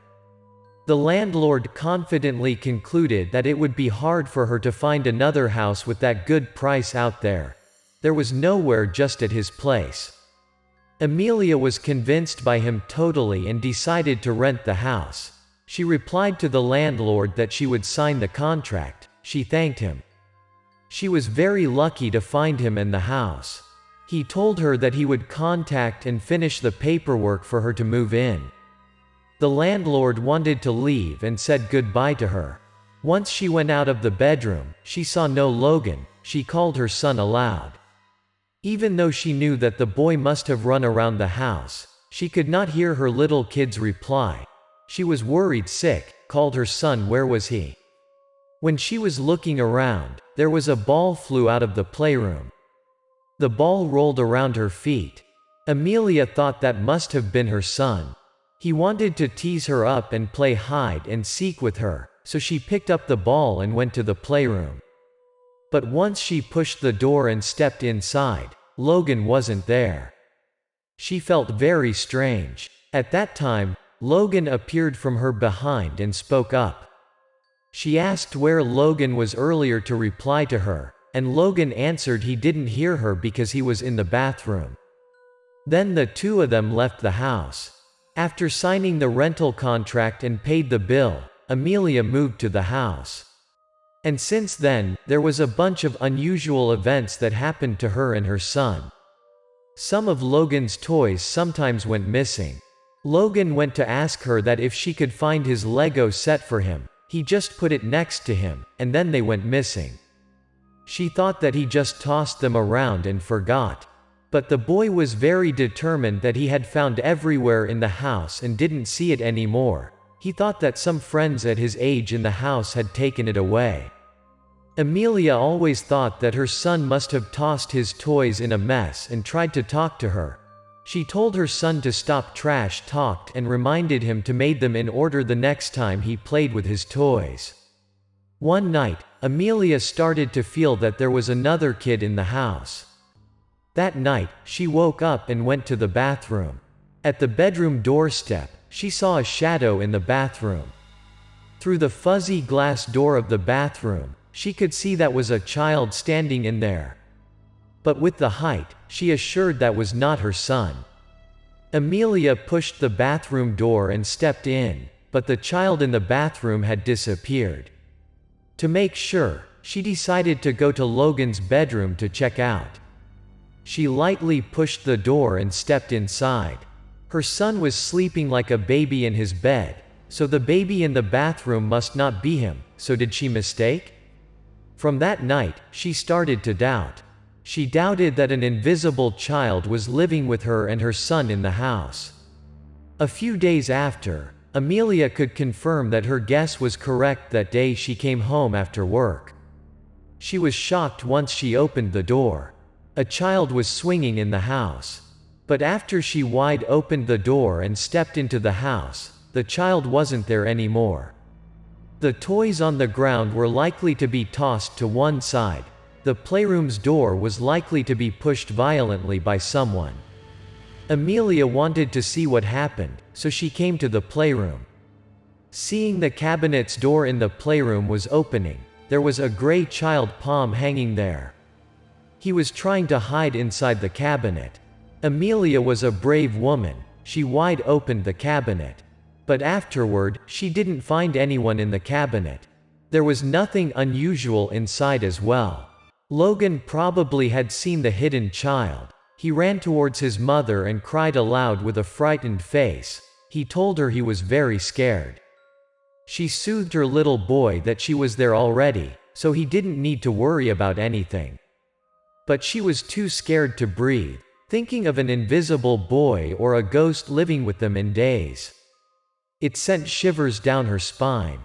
She finished and told Adam and me that she thought that there was a little boy who had lived and eventually died in the house, so his spirit had stuck in the house. Adam didn't answer yet, but asked another question to Amelia. After moving to the house, she or her son had ever caught any kind of flu or sickness so that their spirits had been down that much? Amelia's face was brighter with surprises as if she remembered a vital point. She confirmed that was her concern as well. She was fine, but her son, Logan, was in a very bad situation. He usually got headaches, lazy from the day they moved in. She was fine, but she felt that she has been in a very bad mood, and she didn't want to do anything. Adam asked Amelia to follow his instruction that night. He asked if she had flour in the house. That night, she had to pour flour on the floor, and wore socks to her kid before he went to bed, tried to not step in the flour as much as possible. Then in the morning, Adam and I would come back and clear everything up. Once Adam and I left Amelia's house, I didn't understand what it meant, so I worriedly asked Adam, was there a ghost living in Amelia's house? But Adam didn't answer me a word, which made me anxious and curious. He just replied that the truth could be exposed the next morning. He would see me in the morning there, and then he left. I came late the next morning. I had set the alarm, but my alarm was likely to be broken. So after waking up, I hurriedly took a cab and went to Amelia's house. It turned out Adam had arrived there very early. I had seen Adam, Amelia, and her son were all standing at the doorstep. Just a first glance, I could assure that there must have been something wrong happened in the house. I ran towards them and asked what happened. Once I looked into the house, I was amazed. On the floor, which had been covered by white flour, there were many baby footprints. As if a baby ran around the house the night earlier. Logan, Amelia's son, was wearing socks the whole time, so that must not be his footprint. Without a doubt, that must have been the invisible kid's footprints. I shouted out how the invisible kid left all those footprints there. Adam asked me to come after the trace to see where was the baby's hiding place. Adam and I followed the footprints. The footprint trace had disappeared from the cabinet, so the baby was hidden in the cabinet, obviously. Amelia had told us she saw the baby went to the cabinet earlier. Adam didn't open the cabinet then. He wanted me to pull the cabinet out of its position. At that moment, I had to take so much effort to pull the cabinet out of the wall corner. I saw a ball rolling out from the cabinets behind in the middle of pulling. I surprisingly asked what that was and saw a small space behind the cabinet. There was a small baby-shaped statue there. It was likely made from gold or something. There were a bunch of toys nearby. Those were all Logan's missing toys. I asked Adam what the baby statue was and what is it for. Adam replied that was Golden Ghost Boy, which we used to hear in the novel or movie. The Golden Ghost Boy was definitely praised and worshipped by the house's owner. It had been nourished by the kid's alive energies. That was why the landlord gave the family with their baby a good deal like that. His intention was to take advantage of their baby's energies. Living in the house meant those babies would get sick and in danger. And in return, the Golden Boy would bless the landlord in his business, personal gains. After hearing the whole thing, Amelia was very frightened. She started to cry, and asked about her son's safety. Was her son going to get back to normal? Adam calmed her down. He assured that he could settle things down. Adam used a black band to cover the Golden Boy's eyes and mouth to resolve the case. He told Amelia let it was like that. Within a month, the Golden Boy would starve to death. Then I had to push the cabinet back to its position. Adam added that after the Golden Boy was gone, the landlord's business would be failed and he for sure would come to her and want his house back. Amelia should ask for the breaking contract's compensation from him. It would help Amelia and her son to have some fee to find another house and settle their life later on. On the way home, I asked Adam what would happen to the landlord afterward. Adam replied that as a result of that, the landlord's business would collapse and fail one by one. As Adam's prediction, a month after, the landlord came to Amelia's place and asked her to leave because he was about to sell the house out. Finally, she got compensation.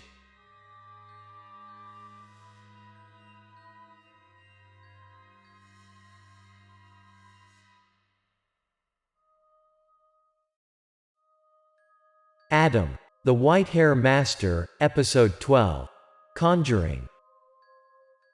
I have been friends with Adam for a very long time, but that was the first time I treated him to a real meal. That particular day, Adam was likely to surprise by the meal as well, so he curiously asked me why I had offered him a meal. To be honest, I had two purposes.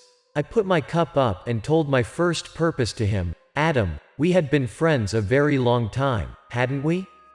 I had brought you lots of troubles, so I wanted to give you a proper apology, so boom, we were there. We had cheered the cup, and Adam was likely to accept my apology.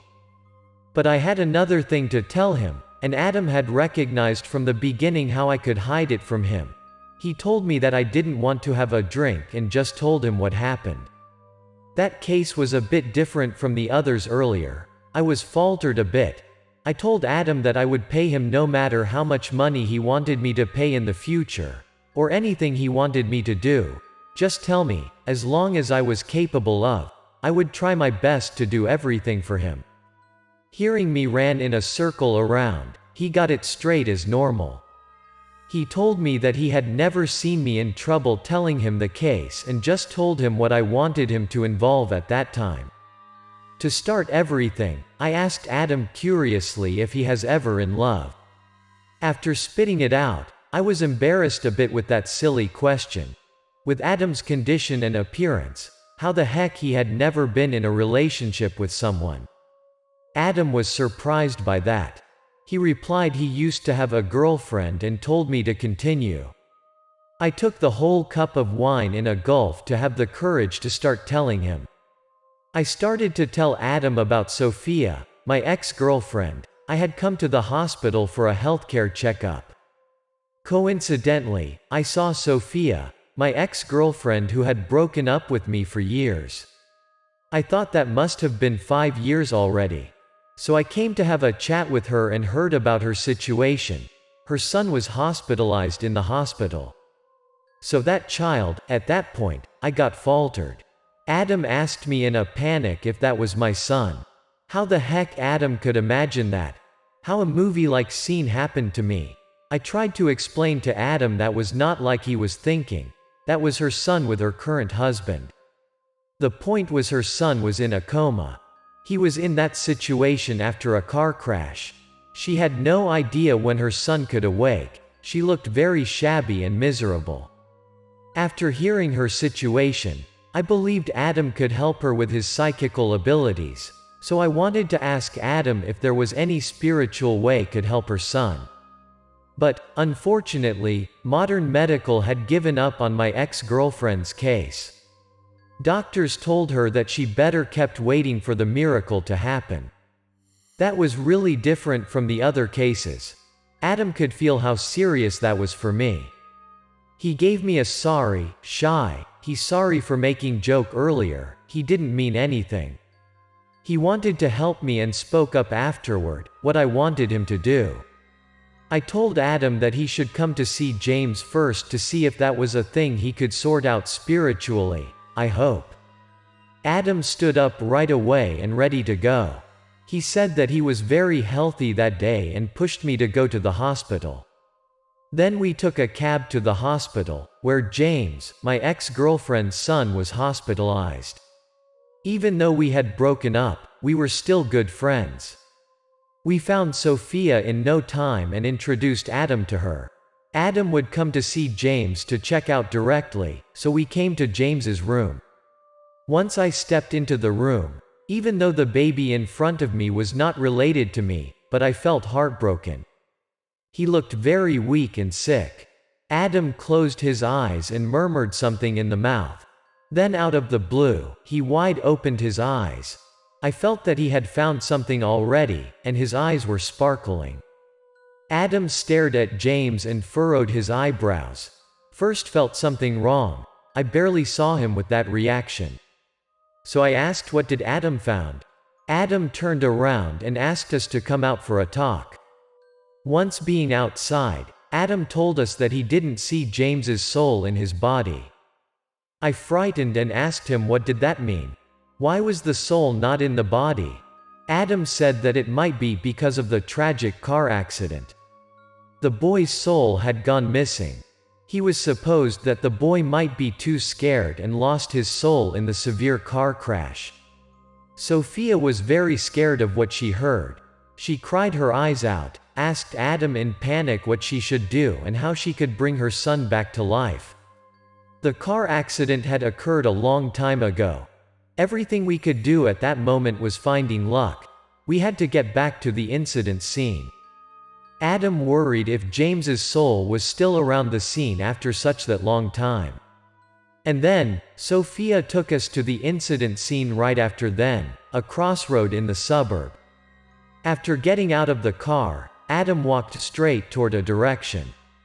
Adam stopped by a spot and asked Sophia if that was where the car crash happened. She confirmed that was the place.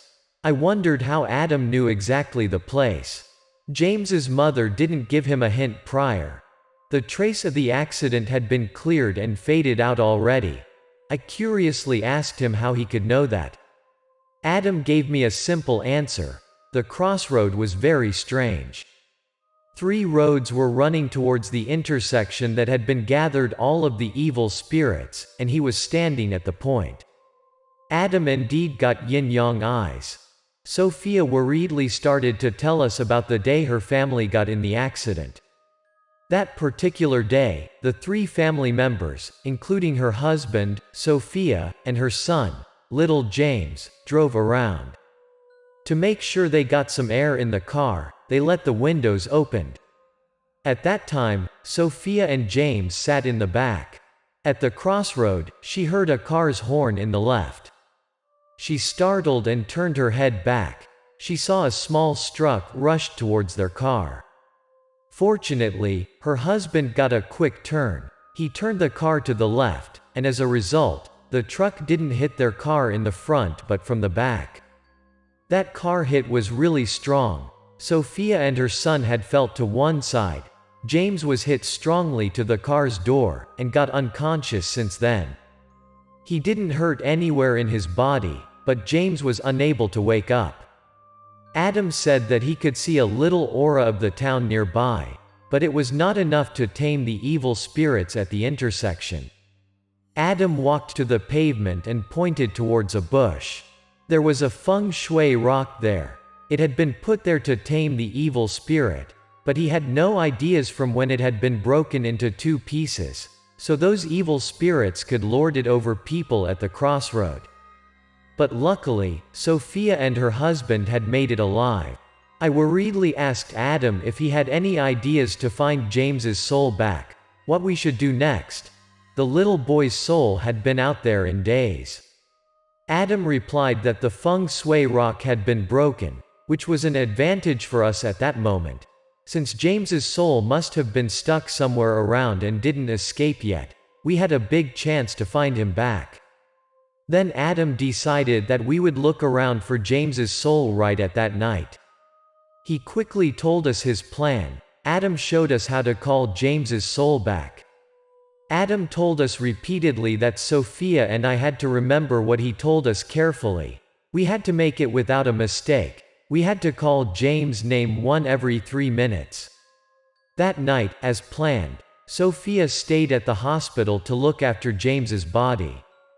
Adam and I drove to the crossroad by Adam's car. After stopping the car, Adam opened the trunk. I looked at what Adam had brought with him in the trunk.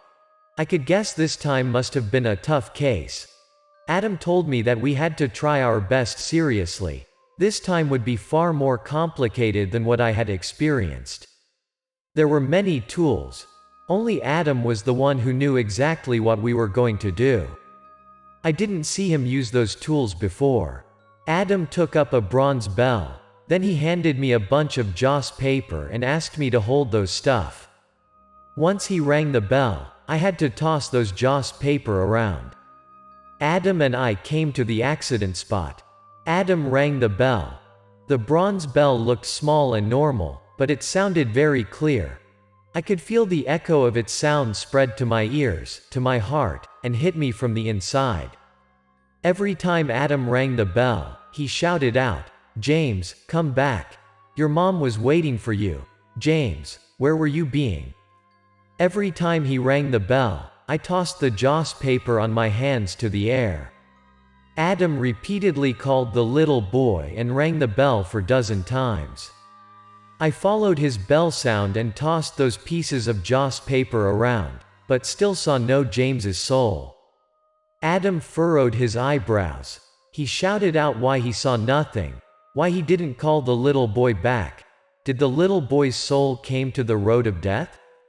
I asked him curiously what was the road to death. Adam worriedly explained to me that the road of death was the road to hell. James's soul might have followed the others' roaming souls to that place, and if so, we must have not much time. So we didn't have a chance to save James, it seemed. First worriedly asked Adam what we should do next. Adam drowned in his thoughts a bit and gave me an answer afterward. We had to drag James back from the road of death. The thing was, the little boy didn't make it by himself. We needed someone to come there and get him. Adam continued that we should take quick action. He was afraid that we had no time to come and find James's family, so there was only him or me. He stared at me with a hopeful look in his eyes. I was a bit hesitant then. Everyone's scared in that situation. Going to the road of death means you gamble your own life. But I ended up decided to do that and save the poor little boy. I wanted to do that because I didn't want to see Sophia, my ex-girlfriend, got desperate, and also because I wanted to be useful to Adam. I replied Adam, with my determination, let me go. Adam took out a red string, tied to my finger. He told me to walk to the west. He tried to tell me over and over that I had to stay focused, and walk ahead no matter what could happen. Don't scare of anything, because that stuff was unable to harm me because I had that red string to protect me already. I must go on until I found James and took him back there. If the string was stretched, it means I gotta stop, or else he was unable to pull me back, and I would stick there forever. Then Adam covered my eyes with a red band. I prepared to walk to the west. He told me once again, I just needed to walk ahead and pulled James back once first caught him. After a few steps, I felt a cold breeze flew by. I got a cold under my foot. Even my eyes had been covered, but I could see everything around me clearly. Especially those scary things that are present in front of my eyes, which were all stray evil spirits were flying around me. I followed what Adam had told me. Moving forward, I quickly realized that those not human being-like creatures had surrounded me. It sent a shiver down my spine. I was so nervous horribly. I felt that I was stepping on a very slippery, wet, disgusting ground in my barefoot. My head was blanked out temporarily. All around me were full of numb, demonic ghosts, walked on their barefoot, step by step on the muddy ground. The cold from my foot shortly was covering my body. I bent my body as a ball eventually and looked at those ghosts who were walking around me. They looked exhausted demonically. The cold and sadness were visible on their face. There was an unexplainable feeling growing inside me. Out of the blue, I forgot who I was, what I was standing there for. I was reluctant to take any action. I wanted to follow what the ghosts around me were doing. The numb feeling was growing and growing inside me. My consciousness was likely to disappear for a few moments, and I started walking after those ghosts to where they were walking. I felt a pain in my finger out of the blue. It helped me to pull myself together. I tried to get my consciousness back. The dark and foggy atmosphere around had affected and changed my behaviors. I must have to get back to my way. I slapped my face so hard a few times and reminded myself to keep on my way. I had only chance to save James and get him back. I tried to pull myself together and started looking at the boy amongst those ghosts. And then, I saw him finally. He was following those ghosts and walking after them slowly. I was afraid of losing James, so first ran after him as quickly as I could. I was short of breath and oxygen, but I still tried to go after James. I was so happy and forgot what Adam had told me before I entered that place. I ran to James's place and patted James's shoulder, called his name that made me regretful immediately. Adam had told me that I had to keep silent, no matter what might happen. The boy turned back. I was scared to death. I had mistaken him. That was not James, but a little ghost with a very scary face. I stepped my foot back in panic. My voice had attracted the other ghosts around. They started noticing me. 1, 2, 3, more and more ghosts had gathered around me. One by one came and looked like one to eat me in the flesh. They grabbed me and squeezed it badly. They wanted to tear my body out and eat me. I was scared a shit out of me, but I could not escape. At the moment, I thought that I was unable to get out of it. I must have been eaten alive. But then, there were some flying fires out of nowhere. Those fires looked like fireballs and flew to those ghosts. Those ghosts got frightened and let me go since they had to use their hands to cover their eyes from those fires. I was very sure that those fires came from Adam. He had saved my life another time. I quickly escaped that place from those ghost surroundings. To distract their attention, I pretended that I was one of them. I walked in the way among them slowly, tried to make my face soulless. After a dozen steps, I faced up to check around. I saw a little boy who was walking and crying. I thought that must have been James. I wanted to come closer to get James, but once first stepped my foot ahead, my finger got hurt. The red string on my finger had stretched tightly. I was unable to step any further. At that moment, James was right in front of me. I couldn't just let him go like this. I wanted to call him out, but I had a lesson already earlier. My voice would attract those scary ghosts' attention, and they would not let me go easy this time. I stepped towards James. The string was likely to be broken, but that was not enough for me to even touch him an inch. Seeing James step ahead, out of my hands, I really had no idea what to do. I was a bit hesitant. Finally, I ended up scream out James's name aloud in desperation. The boy heard that. He turned around with tears in his eyes. This time, I was right. Fortunately, that was Sophia's son, that was her little boy James. I quickly screamed out that I was a friend of James's mother. I came to pick him up, and I asked him to come to me in a hurry. My voice was in a hurry as well. I told James to come to my place as quickly as he could, so that I could bring him home, and my voices indeed attracted those ghosts. They came towards me. I repeatedly asked the boy step to my place. But those ghosts held James back. They didn't want to let James go. I felt that if I stood there and kept everything like that, there would be no way to save James. So I took off the red string on my finger. I pushed the ghosts surrounding me out. I ran towards James, grabbed him, and held him on my chest.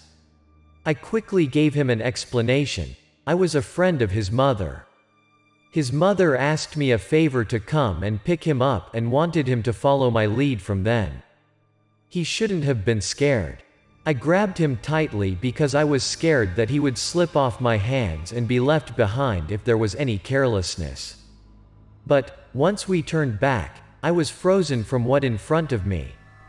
There was a thick fog all around us.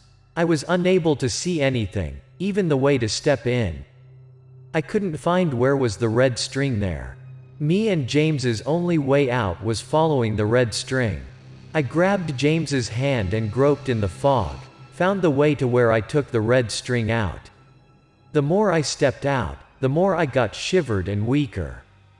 I thought that I could sacristy for James's good and his life, but that was so childish. If I were unable to find the red string, I would put an end to my life, and James's life as well.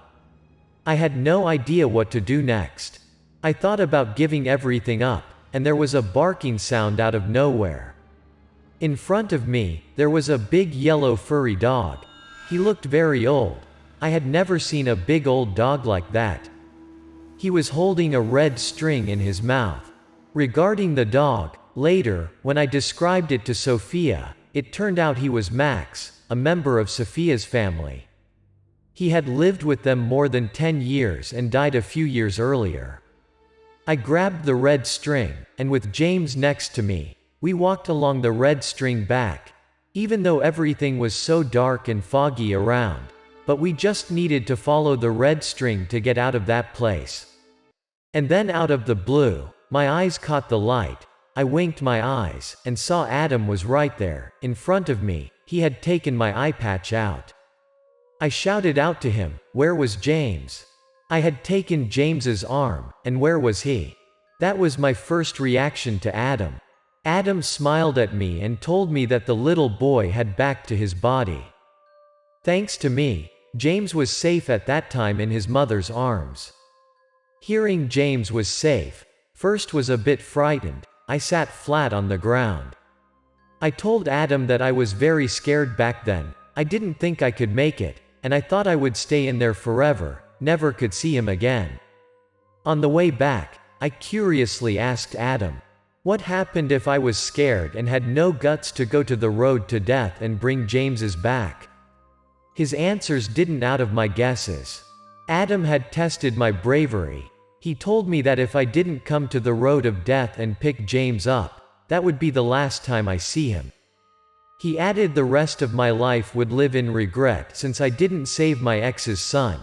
I gave a relieved sigh afterward. I had made the right choice. After that case, Adam had seen a different side of me. He understood me more as well as I could understand the deeper side of me. I could stand by Adam and help him out with his job confidently from then. At that moment, I had heard the thing I have never heard Adam talked about me before. He didn't think I could satisfy myself for others like in kinda that situation.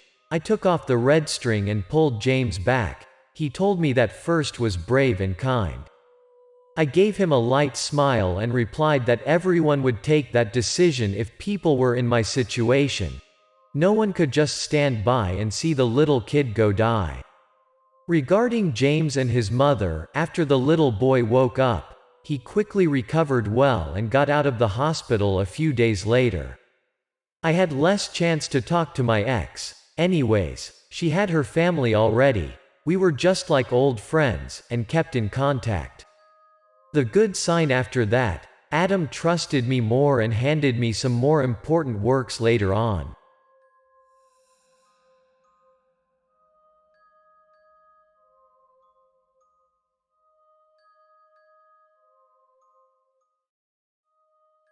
Adam, the White Hair Master, Episode 13.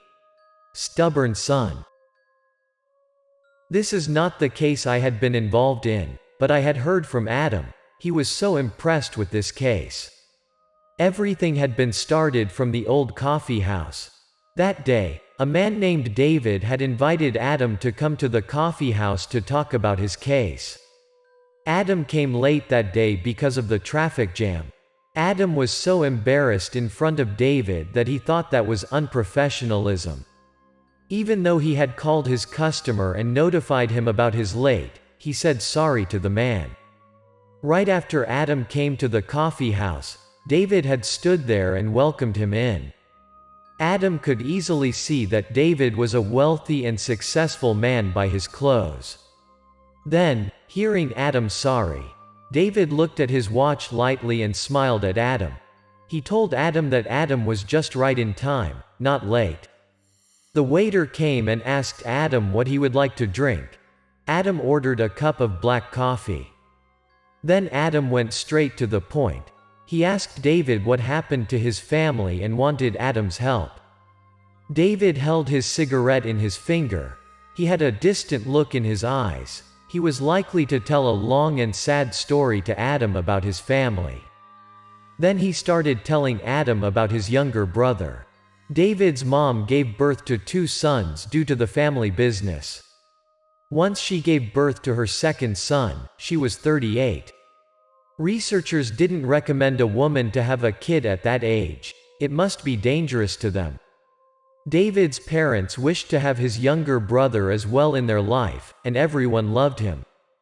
From a young age, he had to put up his younger brother.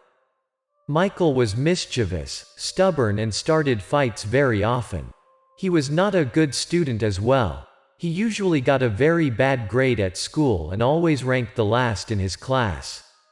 Everything was not just like that. He quitted school right after he got into high school. He wandered off from home. He was in his 20s, but he got no job and didn't want to do anything. He was such a stubborn young man who ganged up with those urchins, gangsters on the street. David back then had his business to handle. His works got him enough trouble, but his younger brother brought him headaches as well. Every time his younger brother left home, his mother ran out around to find him. How he could let his mother like that, so he had to take the responsibility to find his brother back home so that his mother could be worry-free then. One time, he came to find Michael as usual at the gangster's place. He shouted out for Michael and asked if he knew how many days he didn't back home and how much his mother was worrying. The stubborn brother replied that he didn't like to be home, so he left, and David had no right to stop him in front of his friends. David was bothering him. At that moment, in David's eyes, Michael was a hopeless, impossible brother. That was all because he was pampered since he was little. His family had spoiled him that bad from the start. David kept his patience. He told Michael that their mother was sick. Michael must have come home to check on his mother. Their mother hoped he could get back badly. To Michael, that was boring. He didn't want to back home. The home was like a prison to him. On top of that, he didn't believe what his brother had told him was the truth. Even a word. He thought that David made it up so that Michael returned home. Michael cursed and asked how David bragged their mother in to threaten him home. He didn't want to go home, so David should just go. He would return once he wanted. Hearing his rude, ungrateful brother, David was getting annoyed. He didn't like him and took him as a family burden. Sometimes, he wanted his younger brother to go die somewhere to find his peace later on. At that moment, he was hearing the fact that his brother didn't care about his mother and didn't obey any of his words. David shouted out, "Such an ungrateful young boy," and even dared his younger brother not ever to come home anymore. He wouldn't even care if he saw or heard Michael died on the street. David didn't know that was his last time to see his dear brother in his life. One time, Michael had fought with another gang in the bar because of his girlfriend. As a result of that, one of the gangsters had hit the wine bottle to Michael's head. His friends frightenedly brought Michael to the hospital and called David and his family to announce. Once David came to the hospital, where his only sibling stayed in the deathbed the last minutes of his life, told David his death wishes. Michael was bleeding in the head badly, grabbed his brother's t-shirt. He faltered to David he wanted to go home, and then he had gone forever. Michael's funeral was all settled by David. Finally, his urn was brought home after the funeral. His mother was very shabby. She was deeply grieved by her young boy's death, so that she didn't want to eat or drink. She had beaten herself up. She didn't take good care of her son. She stayed in her room for days and cried all the time. There were some weird voices at night. I was unable to come in, Mom, Mom. Until the 7th day after the funeral, the mother had awakened at night and heard some weird voices that were likely her little son, Michael. She came out the door and saw Michael there. He told her that he wanted to come home. Without a doubt, the mother wide opened the door and welcomed him in. She told her dear son to hurriedly came in. But weirdly, Michael cried his eyes out and told her that he wanted to come in, but he wasn't able to. And just like that, he stood at the doorstep for a while and left in his mother calls and heartbreaks. She called after him where he was going to and begged him to stay with her. That was the dream which the mother had been dreamt about multiple times. The mother always woke up with her tears on the cheeks and screamed aloud, "Don't go." Every time David heard his mother crying, he ran to her bed and asked after, "What happened? Did she see a nightmare?" That dream was a bit different from earlier. She could see clearly Michael's face. She woke up and ran to the doorstep. She murmured that Michael could not come into the house. David went after his mother to the doorstep. She was insane, shouted out that where was Michael, where was his younger brother. David comforted and convinced his mother that she just had a dream. She should keep a clear mind afterward. But the mother was very determined that Michael wasn't able to come in and looked very miserable. He took his mom back to her bedroom and told her to get some more sleep. But after that, his mother had dreamt that only dream repeatedly, night after night. She sat in the living room every night and waited for her little son. She said that Michael wanted to come in, but he was unable. He looked very miserable, so she wanted to be there and wait to take him in, and since then, she waited there every night. She let the door open so that Michael could get inside. That was the whole situation which David got in. He came to see Adam not about clearing up and finding out what was with his brother's death. He just wanted Adam to come to see his mother. With his psychic abilities, Adam could help convince her that everything she had experienced was just a dream that was not real, and she shouldn't mind about that so that she could move on. Adam stared at David's face, and all of a sudden, asked him about his business earlier. It looked like his business didn't run that well. David was a bit surprised. He had no idea how Adam could see that. He asked Adam why Adam asked. Adam gave him a brief answer. He could read David was in trouble once seeing his face and aura. Then Adam stood up and wanted to sort things out right then. He told David that let him help his family. In the car, Adam spoke up as usual. He asked Adam whether Adam believed Michael's spirit was around and wanted to come inside their house. If that was true, there must have been something vague and someone behind. David stayed quiet and kept his serene face. Adam continued, "Those take advantages of dead people was a double-edged sword. You could take something but had to pay off as well." The two of them came to a penthouse where David and his mother were living. The people who lived in the neighborhood were all wealthy and successful. David took Adam to his penthouse and introduced him to his mother. He told her that Adam had been heard about what happened to his family and Adam would help them out. The old mother's eyes shed tears instantly. She insisted Adam help her younger son. He wanted to go home badly, but he couldn't. Adam didn't take David's request. He didn't comfort the old mother that everything she had seen was just a dream or took any of worship. But he told the mother that if a person wanted to do something before he died, he didn't finish it. His soul would hang in there and be obsessed about that, unable to rest in peace and come to the afterlife. Adam looked around the house and told his guest to them. There must have been something in the house which stopped Michael from coming inside. Adam was right. After a few walks around, he found the position of that thing. He pointed towards the table at the corner and sure that there was something under there. Adam skipped David's wink eye. He came to the table and bent his body to have a check. A knife under the table was a protector and stopped Michael from stepping inside the house. The mother had no ideas what that was.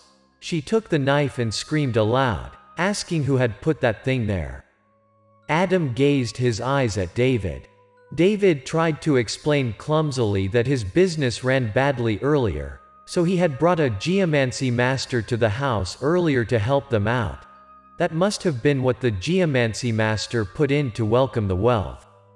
Adam could recognize that was a bad lie, but he didn't turn in him in front of his mother, so he told David that he was tricked by that geomancy master. That knife was not welcoming his wealth but stopping it. Adam took out the knife and covered it with a white canvas. He wanted to bring it away. At that moment, the mother was likely to shed light on why Michael could not step inside the house. She asked Adam if that knife had detained his son to come inside the house if her son could step in after he took the knife away. Adam replied that was right. Hearing Michael was able to back home, David was getting a bit exacerbated. He asked about how a dead man back home. That made his mother angry as well. She talked to him that his younger brother died outside. He had to be home afterward. Seeing the intention between the two, Adam spoke up that Michael came back to finish his last wish, and then he would come to his afterlife. David asked Adam that if Michael would harm his mother? Adam looked at David and explained to calm him down. David didn't have to worry. His brother's spirit didn't intend to hurt anyone. He wanted to finish his last wish to come home. That night, Adam stayed over there at the penthouse. Adam applied a liquid to the two's foreheads. He asked them to stay quiet and pretended not to see Michael no matter what was happened so that Michael could rest in peace. That liquid could help the mother to see her little son once he returned. Adam told them to go to bed. As usual, the mother knew her son would get back, so she was turned and tossed all night. At midnight, she heard a bell ring outside. She could feel her son stepped into her bedroom. The rude son knelt down right next to her bed and told her that he went back to see her. Michael's soul got back, knelt down, and said sorry to the mother in regret. The mother wanted to give her little boy a hug, but she recalled what Adam had told her, so she tried to tighten her lips. The mother got choked up and had to cover the choke sounds with her hands. Anyways, she wasn't able to stop her tears to fell off. She knew that her son would never come back to her later on. And so, everything kept like that until dawn. Michael's soul stood up and tended to leave. At that moment, the mother was unable to see him go. She got out of her bed and ran after him. She wanted to see her son the last time badly. So she shouted out to her son. When she reached the doorstep, Michael had faded away at the end of the hallway. The mother called and screamed lots of her last words to her son. Then, finally, she told him to try to be a good man after life. After then, she was unable to stand. She fell to the ground weakly. David was right next to her then. He took her back to their apartment. Adam stood behind and spoke up as well. He wanted to leave because he had done his job. Before leaving, Adam told David with an implication voice. There must have been something. David needs to find a chance to tell his mother the truth, or else he would bring the sorrow until he dies. And then, after a hangout time, Adam told me about the truth afterward. I didn't quite get what he told me, but David wanted his business to grow. So he used some kind of black magic to find luck in his business, and that the reason why his brother died. I don't know if David had confessed that to his mother, but I'm pretty sure that his conscience will haunt him for the rest of his life.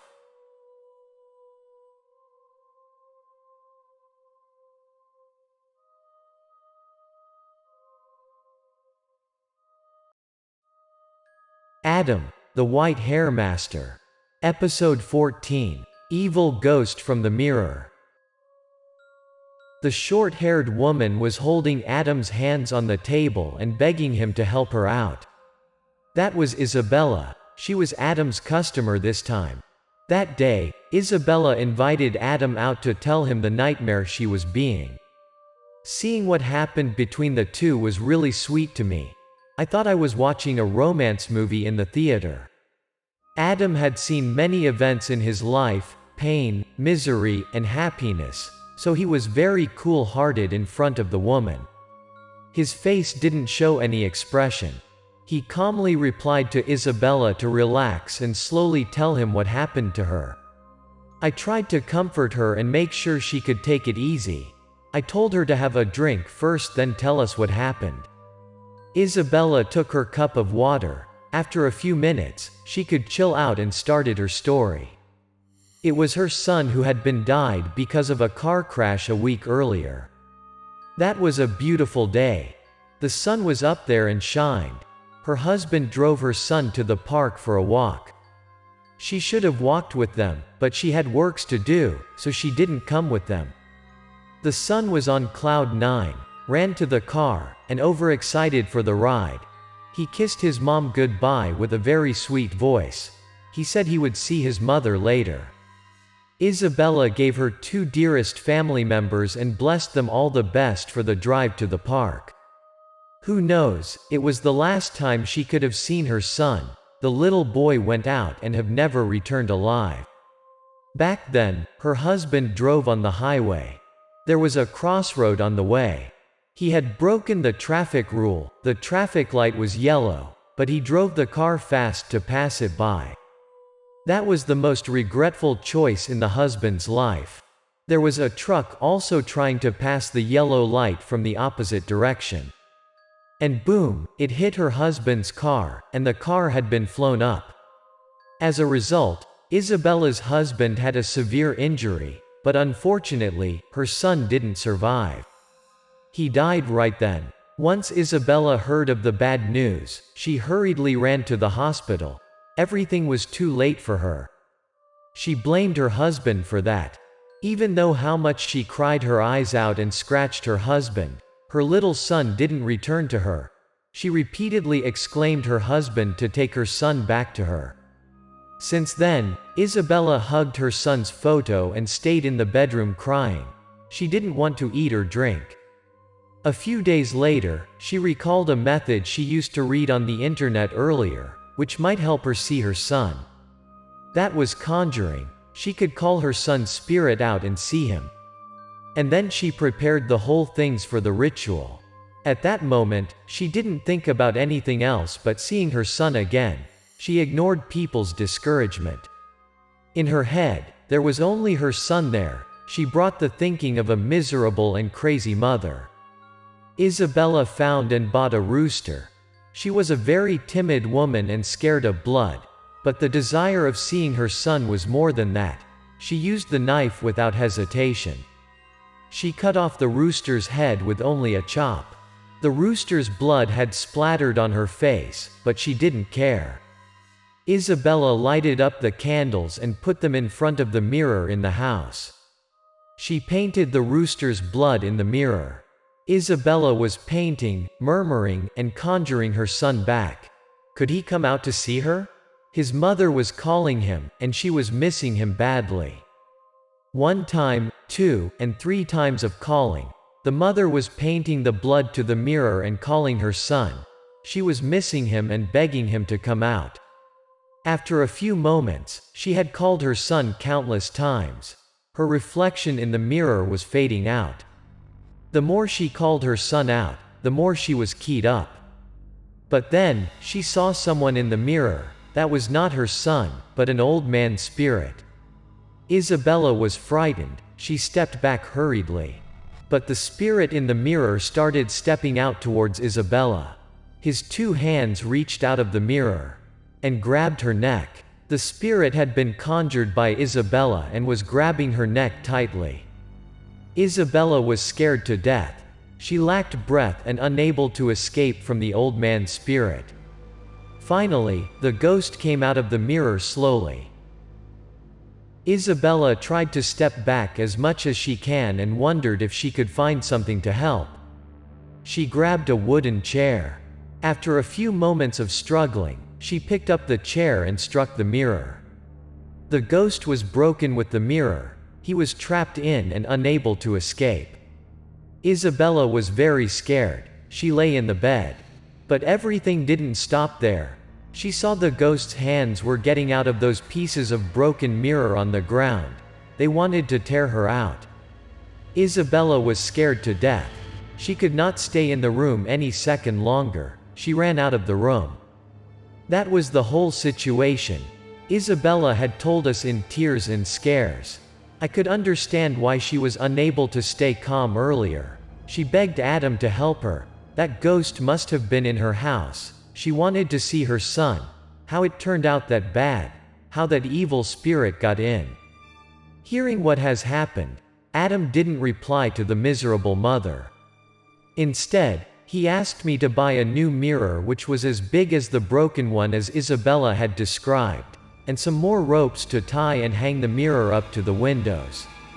I prepared the mirror and the rope as Adam asked, and we came to Isabella's house afterward.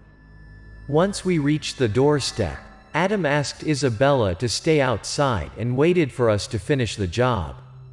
Then he gave me a yellow piece of paper which I guess was a talisman and asked me to keep it by my side. At that moment, he was such a good friend to me, not like the cold-hearted Adam as before. Adam pushed the door and stepped inside. He shouted out that he came there to chase the evil spirits away. I was likely to get in a side effect when entering the ghost house then. I felt a cold breeze in my face when Adam pushed the door. Inside the house, Adam asked me to hang the mirror to the windows by the rope so that the sun could shine through and reflect every corner in the house. Do you think that was an easy job? There was only a skillful guy like me could do it? You know that, right? Finally, I could finish the assignment. The house was full of sunlight. I came to Adam's place. That was where Isabella had taken the ritual of calling the spirit out. I saw Adam put his one hand in front of the mirror and murmured something that I could not understand. Then he pointed his fingers ahead. I saw there was a yellow light was flashing in the mirror. And then, there was a cloud of black smoke in the mirror, started coming outside.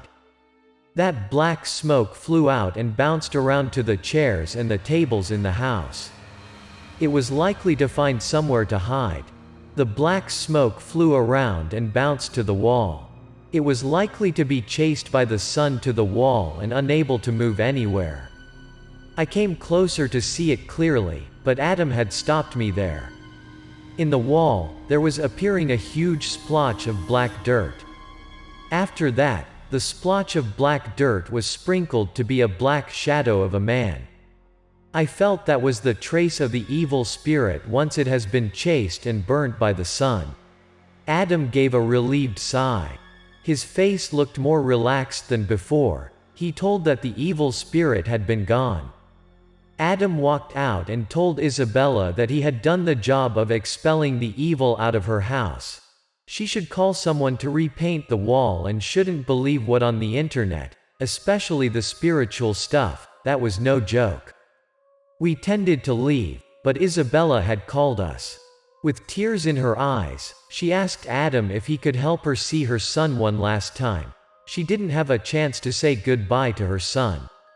Even though how scary she had been through, she still wanted to call her son's spirit out. I wondered if she even cared the other's evil might appear and troubled her another time. But I could understand.